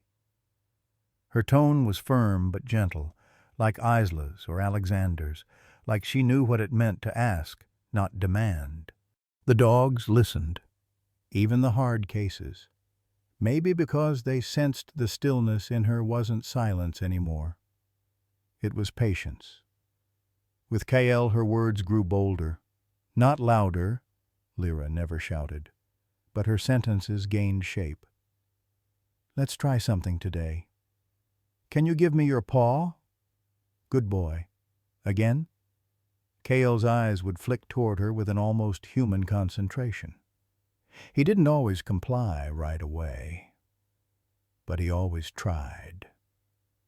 When his paw finally lifted, hesitant, slow, and rested in her palm, she didn't praise him like a trainer. She just smiled. Not the ghost smile she used to give Alexander or Isla when she was tired of being looked at. A real one, like something cracked open beneath the scar tissue. Alexander saw it from the camera feed and had to look away, blinking too hard. They began a new routine. Each day after lunch, Lyra would sit with Kael on the padded mat in his room. She brought flashcards made from cut-up cereal boxes, each one bearing a word: come, wait, paw, safe. Sometimes she read them aloud. Sometimes she just held them up and watched Kael's ears twitch in recognition. "Words matter," she told Dr. McKay once, her voice quiet but sure. "Even when no one says them back." McKay didn't argue. He just noted it in his field journal with a long, underlined annotation. "Patient number 3 has initiated role reversal. Reparenting behavior toward Kael? Possibly. Either way, it's working." But it wasn't just about Kael. Lyra carefully began venturing further than the dog runs.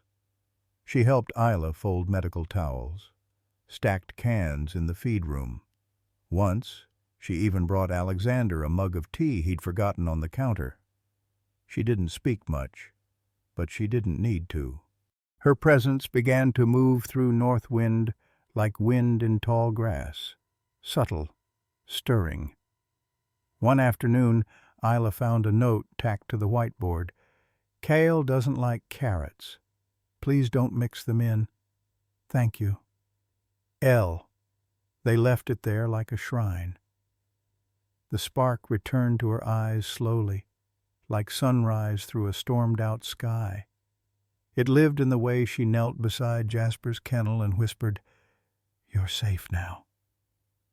In how she touched Kael's recovery vest before unbuckling it, one hand firm, the other trembling with care. In the morning she stepped outside before dawn, watched the mist roll over the hills, and said softly to the air, "I think I can stay." She wasn't healed, but she wasn't hiding anymore either. She was building something, word by word, paw by paw, and Kael was building with her. Dr. Soren McKay stood at the edge of the conference table, a clicker in one hand and a quiet urgency in his voice. "This isn't just a recovery story," he said. "It's a model." A large monitor flickered behind him, playing muted footage from Kael's security cam, frame by frame. The moment his tail wagged after surgery, the grainy shot of Lyra holding out a flashcard, her lips forming the word "safe."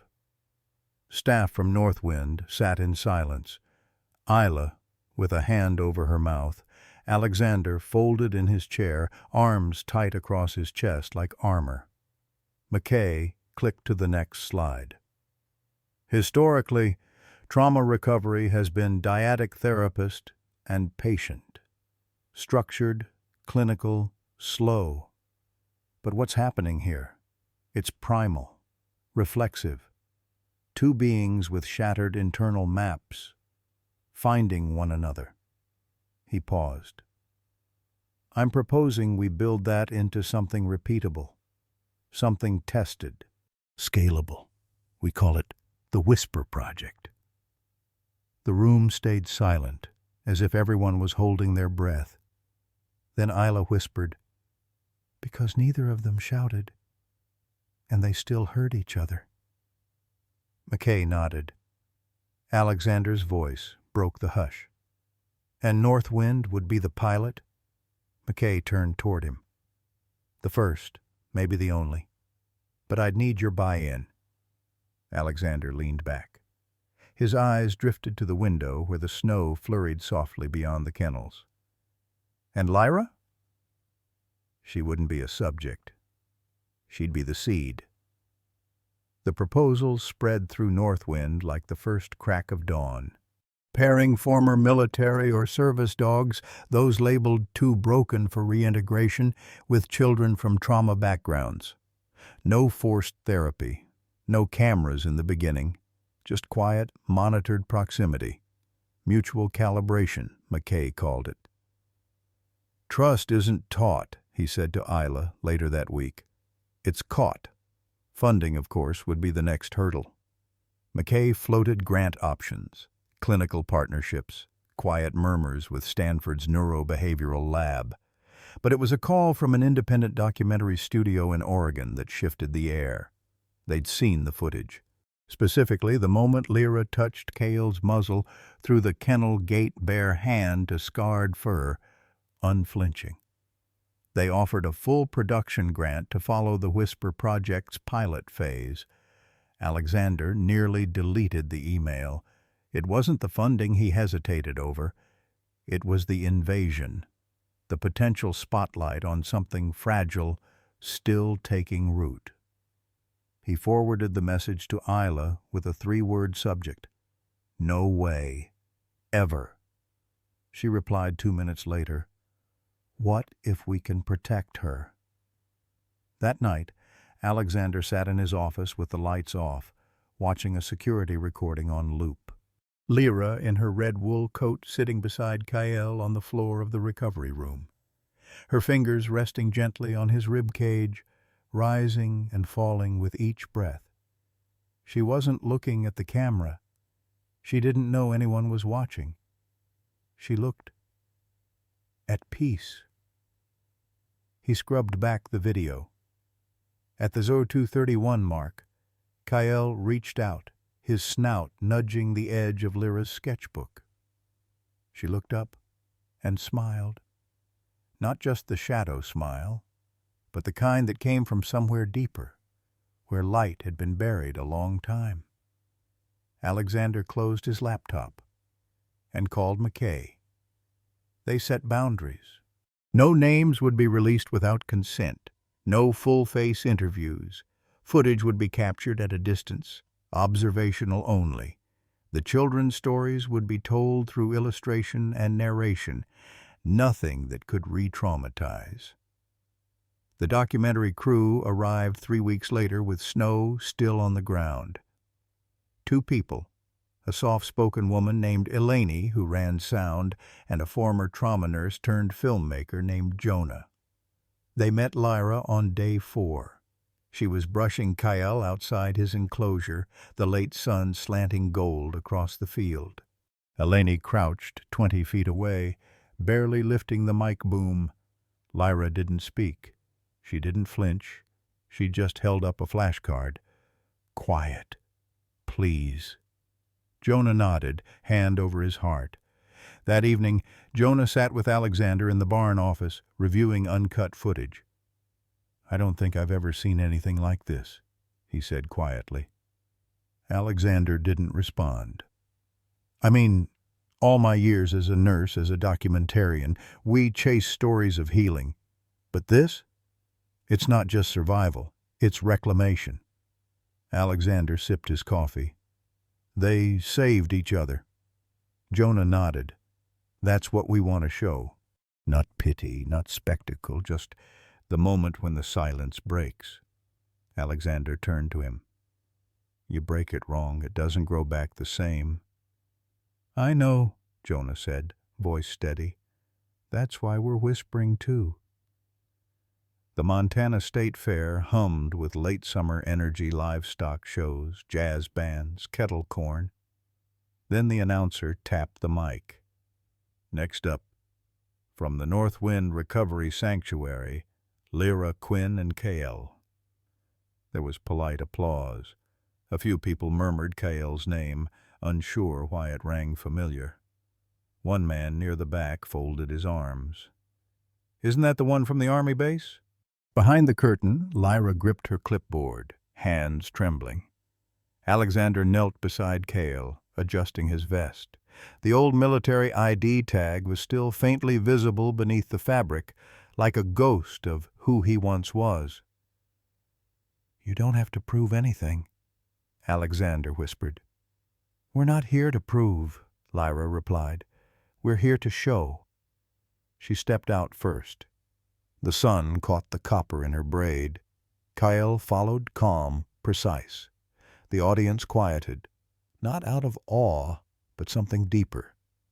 At center stage, Lyra held up cue cards. Trauma Response Team, Kale and Lyra.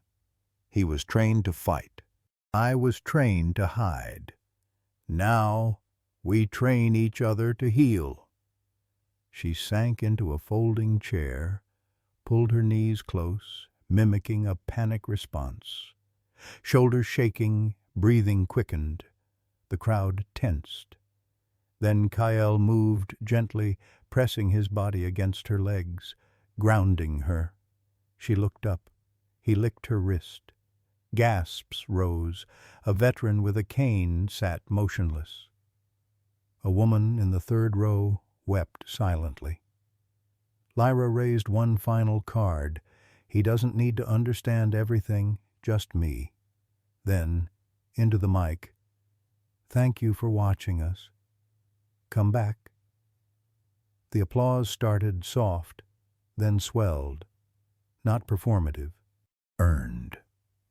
Backstage, Kale paced but calmed as Lyra brushed his shoulders.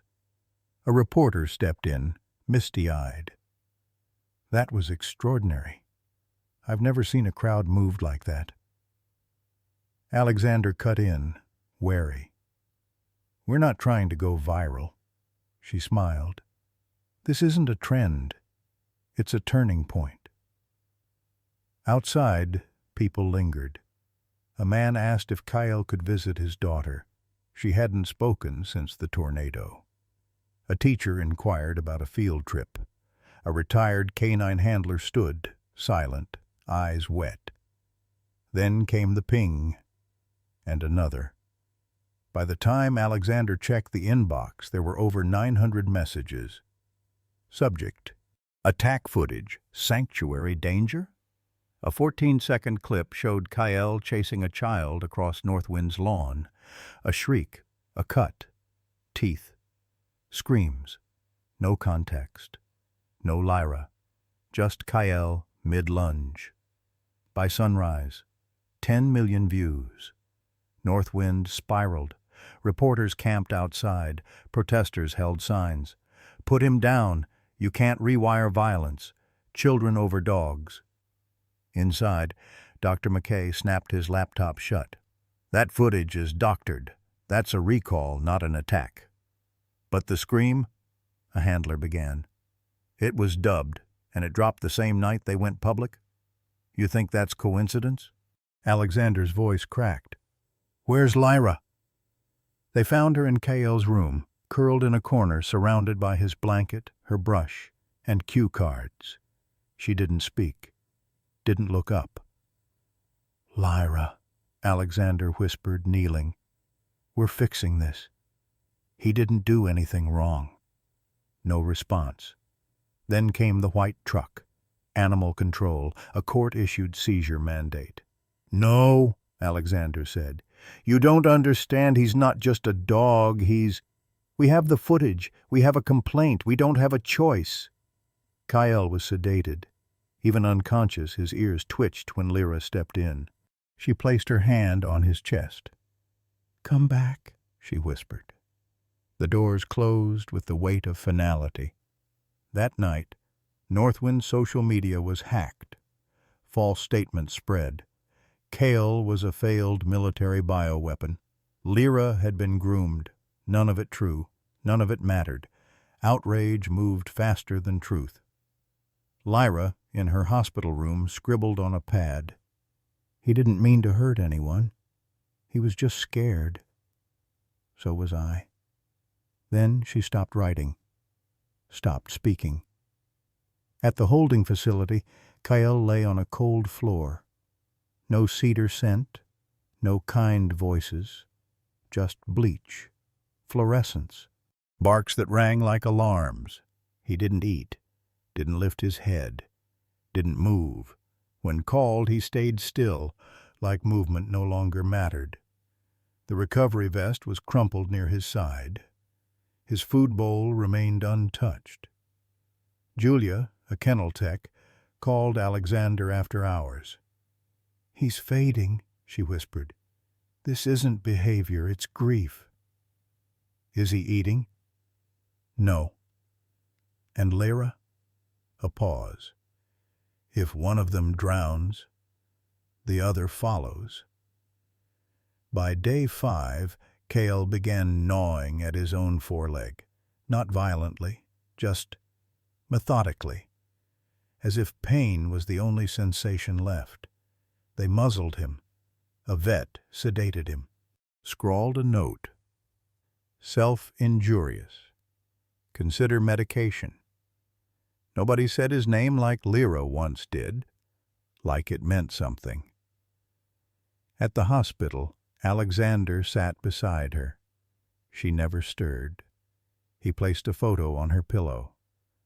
Kael letting her touch the scar no one else could. "I need you to hold on," he whispered, "because if you give up, he will too." Her fingers curled faintly around the photo. It was the only sign she was still in there. In some file, Kael was now listed as Subject K91475, Status Quarantine, Risk Unpredictable.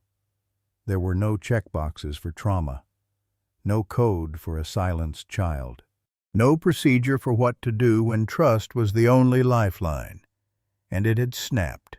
Now, on opposite sides of the system, two souls waited, not for justice, not for forgiveness, but for one more person to believe in them, before it was too late. It started with a flicker. Kira Blake sat alone in her father's abandoned guest house, hoodie wrapped tight, Kael's paused image frozen mid-leap on her laptop screen. She had watched the viral clip over 50 times, but something about the scar kept gnawing at her. Frame by frame, she slowed the footage. The scar it shifted too smoothly. Not like real scar tissue. It looked synthetic. Digging into her photo archive, Kira found an old shot of Kael lying beside Lyra on the grass. The scar's shape, angle different. Subtle, but enough. She called Dr. Isla Grant past midnight. "I think you need to see this," Kira said, breathless. Isla appeared on screen, dark circles under her eyes. Kira played the slowed footage, pointing at the inconsistent gait, the wrong leg movement. "That's not Kael," Isla said. "That's CGI." Kira nodded grimly. "I traced the upload.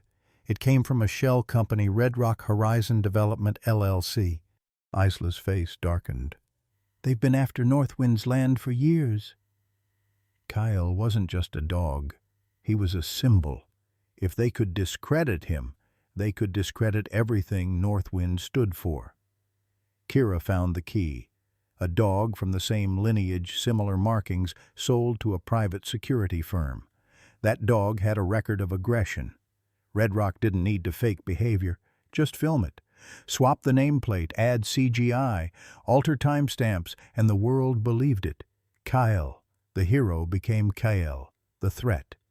"This means we can clear him," Isla whispered. Kira's voice was steady. "Then we get the proof." By sunrise, Alexander was at Isla's kitchen table, hands trembling as he reviewed the file's metadata, doctored videos, money trails. But the final blow was raw footage.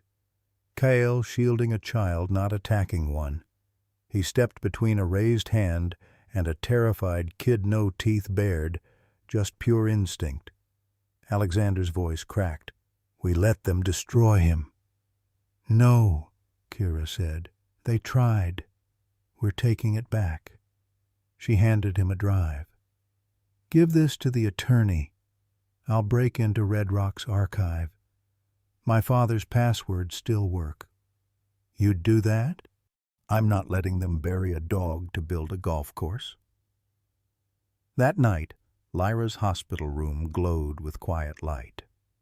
She didn't speak, but when Alexander showed her the footage, Kyle protecting a child, her fingers brushed the screen. Her lips moved. "Kyle." "We're bringing him home," Alexander said. The next morning, Sheriff Darnell reviewed the case. As Alexander laid out evidence, emails, payments, doctored frames, Darnell's jaw clenched. "There's a euthanasia order for 3 p.m. today," Alexander said. "Where is he?" "State kennel." Darnell stood. "Then we stop it." They walked straight into the courthouse. Judge Amanda Rye heard them in silence. When she watched the raw footage, Cale calm, protecting, she said only, "I'll issue the injunction."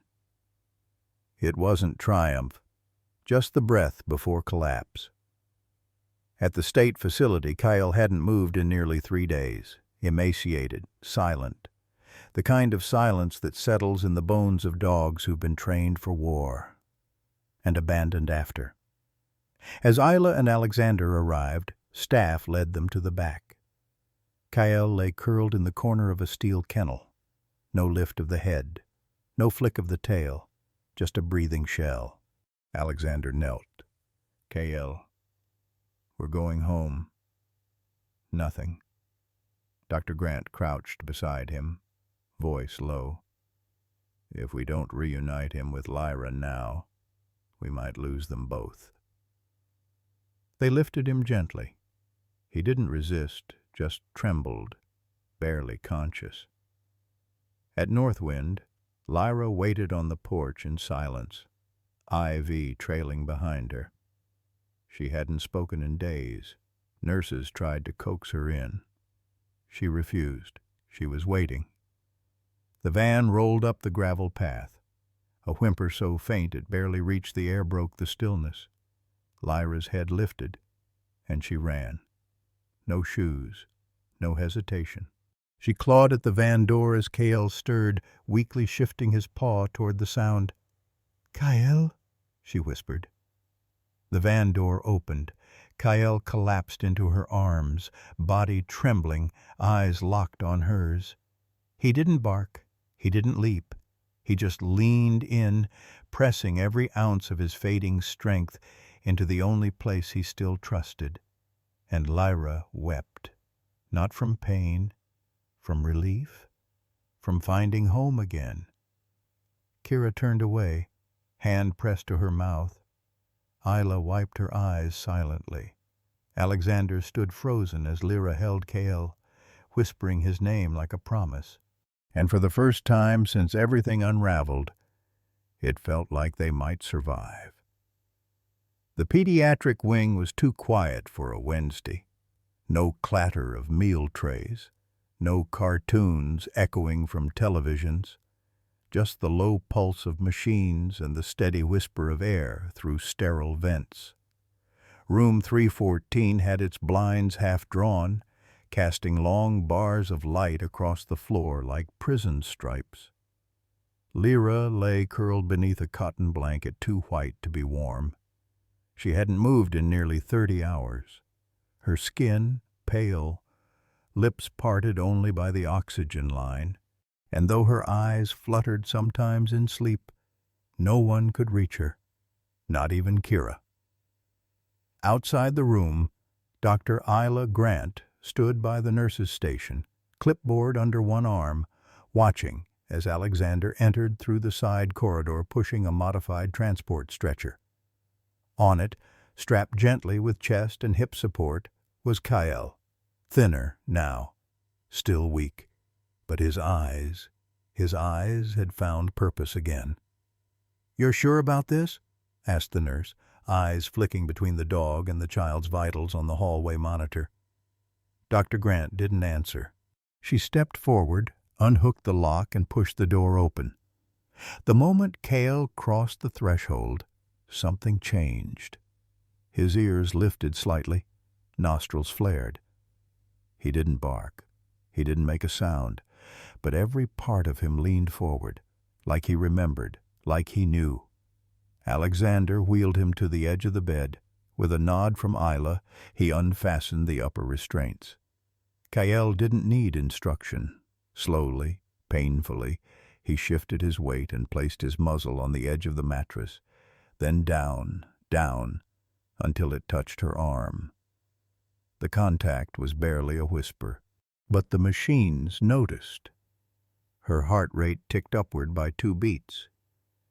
The respiration monitor smoothed, and then her fingers moved. Dr. Grant didn't breathe. Alexander stood frozen, eyes locked on the screen above the bed. Lyra stirred just enough to roll her face toward the source of warmth now resting against her. Her lips moved. No one heard it at first. But Kael did. His ears twitched and he leaned in closer, tail giving a feeble thump against the stretcher. And then she said it. Kael. It was a sound born not of strength, but of need. The kind of word not taught, but remembered. Felt. Forged between 2 creatures who had both been left behind too many times. Tears blurred Isla's vision before she even realized they'd come. Alexander gripped the back of the stretcher, his knuckles white. Kira, just stepping in from the hall, covered her mouth. Lyra's eyes opened. They didn't focus right away.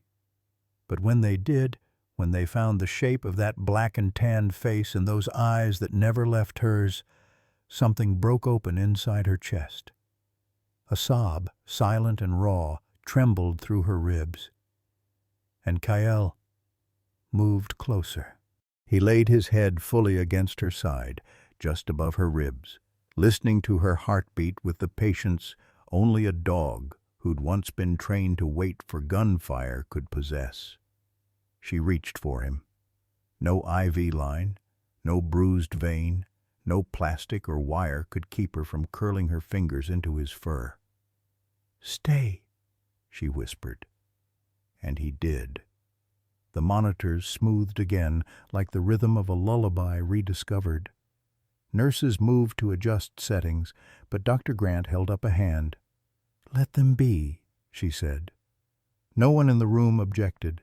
In that moment, nothing else mattered.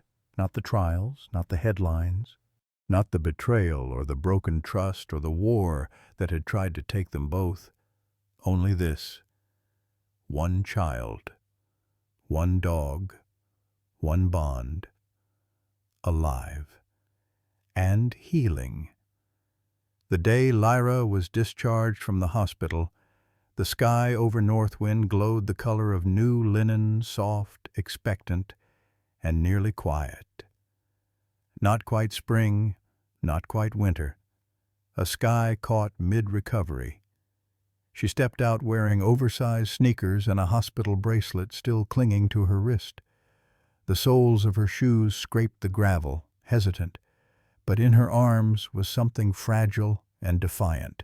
A folded drawing she had made in the hospital, a crayon sketch of a girl and her dog under a tree with no words written. It didn't need any. Kael stood at the gate, not barking, not pacing, waiting. He didn't wear the harness anymore, just a recovery vest snug against his ribs and a faint tremor in his back legs when he stood too long.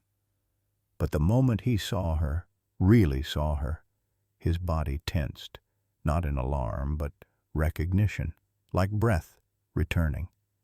Lyra took a single step, and Kael moved slowly, unsure, until their foreheads nearly touched through the slats of the gate. A quiet sound left her throat, not quite a sob, not quite a laugh. "Hey," she whispered. Kael nudged the gate, just once. Alexander, watching from the porch, undid the latch. The gate didn't creak. It didn't swing wide in some dramatic flourish. It just opened enough for a girl to walk through and a German shepherd to meet her halfway. And together, without ceremony, they entered the sanctuary. Healing, when it begins again, isn't loud. It doesn't wear applause or announcement. It comes in the way Kyle began eating again, half a scoop at a time, while Lyra sat cross-legged nearby, humming under her breath. It came in the way she started brushing his coat without flinching when he twitched, how he stopped pulling away, how he let her lift his paw and whisper, "Good boy," without testing if the world was still cruel. Dr. Grant called it regression recovery. Alexander called it a second miracle. But Lyra didn't give it a name. She just showed up every day after her morning sessions with the counselor. She fed the smaller dogs first, greeted every kennel by name, and always ended with Kyle. Sometimes she'd speak to him like he was the only one who truly got it. Because maybe he was. "You knew I didn't do anything wrong," she murmured once, stroking the soft fur behind his ear. "Even when they all thought I'd break." Kyle didn't answer, of course, but he leaned into her hand. She took that as enough. North Wind adjusted its rhythm. The volunteers no longer whispered in the hallways. The media attention faded into something manageable. Sheriff Darnell sent an apology letter, handwritten, folded neatly with a county seal, and no excuses. Even the staff moved differently now, more gently. Not out of pity, but understanding, because they'd all watched the worst happen. And now, impossibly, they were watching something more difficult. The choosing to try again. Cale's mobility improved by inches. His appetite came in spurts. His eyes lost some of their glassy edge. He started responding to his name again, not just when Lyra said it, but when anyone did. But it was only with her that he gave his tail's small, slow wag. Not playful, not showy, just real. One night, after the last kennel light clicked off and North Wind settled into the hush of wind through pine needles, Alexander stood at the window of the main office and watched them. Lyra in her hoodie, Cale at her side, both looking up at the stars. Two silhouettes leaning against each other like they'd forgotten how to stand alone. And he remembered something Isla Grant had said during Kyle's first week back. If trauma can be taught, she'd told him, then so can trust. But it won't come back the same. It'll grow sideways, different, scarred maybe, but stronger in the places it broke. Outside, Cale lay down and rested his head in Lyra's lap. She looked down at him and smiled, small, quiet, a smile earned, not worn. And for the first time since everything shattered, Alexander allowed himself to believe they might just make it. Together. The first headline appeared on a quiet Tuesday. No clickbait, no hashtags, just 5 simple words stretched across the top of the Billings Chronicle in black serif font. The dog they tried to destroy.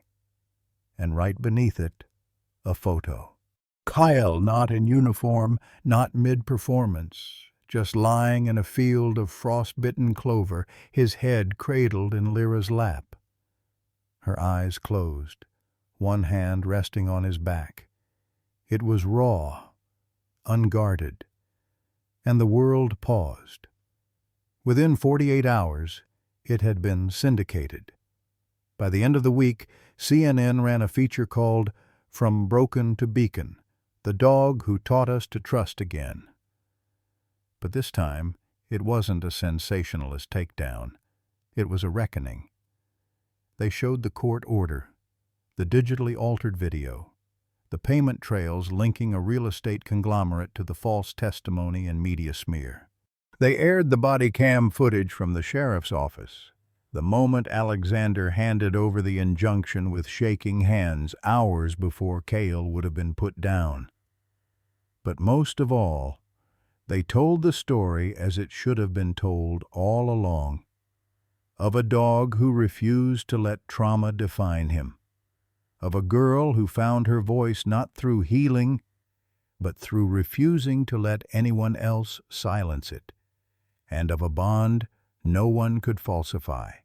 Letters poured in, from survivors, from veterans, from mothers whose children still slept with light on. One, in a manila envelope addressed in blocky handwriting, came from a retired master sergeant in Boise. "I watched the footage of that little girl holding your dog's head after he was cleared. I hadn't cried since Iraq. Tell her she saved more than just him." Inside was a check, $10,000, signed simply, "For North Wind." Others followed. A foundation run by former K-9 handlers pledged monthly funding. A documentary team offered to donate all streaming profits back to the sanctuary if Lyra's privacy remained protected. And in a moment no one at Northwind would forget, the Montana Department of Health and Human Services called with an offer to certify Northwind as the state's first K-9 trauma recovery center. The ceremony was small, no ribbon cutting, no red carpet, just a plaque, screwed gently into the post by the main gate. Northwind Sanctuary, where survivors heal together. Lyra was there. So was Caletail, slow, steady, nose brushing her hand. She didn't make a speech. Didn't need to. She simply placed her drawing from the hospital, the girl and dog under a tree, into the display box beside the plaque. Then she whispered, barely audible, "Now they'll know we mattered." In the months that followed, Northwind became something new. Not just a shelter, not just a second-chance facility, but a model. Children once deemed too shut down to reach were gently paired with dogs that had come back from the brink. Veterans helped train them. Counselors watched from shaded benches. Silence became safe again. And every so often, someone would ask Alexander how it all began. He'd smile, motion toward the gravel path where Lyra and Kyle now walked side by side, no leash needed. "It started with one girl," he'd say, "who wouldn't speak." Then he'd pause, "And a dog who still listened anyway." The wind still moved the same through the valley curling between pines, like it remembered every whispered name. But the land had changed. Where once stood a scattering of kennels and a modest barn, now rose quiet buildings that seemed grown, not built warm, earthy, with sunlight in every window. Dr. Isla Grant had insisted healing shouldn't happen under fluorescent lights. The children picked the colors, soft green, pale blue, calm. Beside the vet wing lay the new training ground. No metal obstacles, no shouting, just space, mulch underfoot, shade overhead, a place where dogs relearned trust, not commands, where a raised hand meant praise, not pain. At the heart of it all stood a wooden sign, carved by hand, Northwind Center for Child and Canine Resilience. Inside, beanbags, crayon boxes, water bowls, and Lyra. She sat cross-legged, clipboard in her lap, braid woven with sunflower beads a child had given her. Her voice was steady. "I used to think I'd never speak again, but someone listened, even when I didn't have words." Across the room, 6 children sat with dogs, some fidgety, some scarred. Moss, the golden retriever, still whimpered at loud sounds. But they stayed, and the children did too. Kyle didn't lead. He simply was.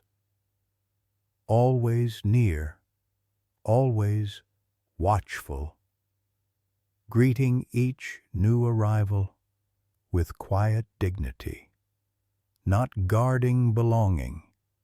At night, he paced the perimeter not out of duty, but instinct, as if he knew this was what he was meant for. Alexander once stood, watching them, Lyra and Kyle, moving silently among the broken. "They're not rebuilding a program," he murmured to Isla. "They're building a sanctuary." She nodded. "No, they're becoming one." One afternoon, a boy named Henry ate, nonverbal, hurt deeper than skin reached out. His hand trembled as it touched Kael's paw. Kael didn't move, just looked up at him with those amber eyes. Henry exhaled, fully. For the first time in months, Lyra saw. She didn't cry, just smiled. The kind born of fire walked through and survived. At dusk, Lyra often sat by the old tree she used to draw. Kael beside her. She whispered truths. "We're not the same as before," she'd say. Kael would blink. And maybe that's okay, because Northwind wasn't made of bricks or funding. It was built by what lived between them, a dog and a girl who had every reason to shut down, and chose instead to reach back. The gravel path never stayed empty for long. Every week brought new footsteps, boots, sneakers, paw prints. Some limped, some shook. All carried stories too heavy for words. First that morning was Milo, a brindled shepherd mix, labeled aggressive, unadoptable. But when he saw Kael, he didn't bark. He lay down, watching, waiting. Then came the children. Samantha, 9, with a stuffed otter missing one eye. She hadn't spoken since her brother locked her in a closet during a storm. Ezra, 12, hoodie pulled tight, eyes always down. Witness to a domestic homicide. No therapy scripts, no clipboards, just dogs. And Lyra. Still quiet, still small, but her presence had changed. She no longer flinched. She met each child with something stronger than words. A mirror. "I used to be afraid of my own voice, too," she told Ezra, kneeling as Kael settled nearby. "But I learned something." He glanced up. "You don't need to speak to be heard." The dogs came from forgotten cages and kill shelters. A blind husky, a pit bull with burned scars, a mutt who loved Mozart but feared thunder, all marked damaged. But here that wasn't a sentence, just a chapter. Kael, once broken by lies, walked among them not as a survivor but as a standard-bearer. When Milo refused food, Kael didn't push. He sat outside the kennel, waiting, silent. By sundown they slept side by side. Alexander watched from the training field. "These kids," he said quietly, "they're all coming from something unspeakable." Isla nodded. "And they're finding something sacred." He gestured toward Lyra, now walking with Ezra and Samantha. "Who taught her to do this?" "She remembered what it felt like to be saved," Isla whispered. At twilight, under the old sycamore, Lyra sat with the children. Each had a dog curled beside them, breathing, twitching, dreaming. Samantha opened her sketchbook, hands shy. A girl with a braid, a German shepherd beside her. "That's Kael," Lyra whispered. Samantha nodded. "And you?" That night, Milo and Kael lay in kennels side by side, paws touching through the bars. Lyra wrote in her notebook, head resting gently against Kael's shoulder. The sanctuary didn't erase the past. It just made room for the future. And every time new footsteps sounded on the gravel path, they weren't entering a facility. They were coming home. In a world often too quick to discard what it doesn't understand, stories like Kael and Lyra's remind us that healing is possible, even from the deepest wounds. Their journey was never just about a dog and a girl. It was about loyalty that doesn't waver, trust that grows in silence, and love the kind that doesn't need words to be heard. German shepherds, like Kyle, are more than working dogs. They are protectors, healers, companions. They feel our pain, mirror our fears, and stand between us and the darkness without ever asking for anything in return. Through their eyes, we learn that broken doesn't mean unworthy, that scars, whether on skin or soul, can become maps back to hope. Northwind became more than a sanctuary. It became a promise that every soul, no matter how lost, deserves a second chance. Let this story be a quiet call to action, to listen more deeply, to love more bravely, and to see beyond what's visible. Because sometimes the ones we save end up saving us. And in their silent loyalty we find the parts of ourselves we thought were gone. For those who've ever felt unseen, know this: someone is still waiting to understand you, maybe on four legs, maybe today.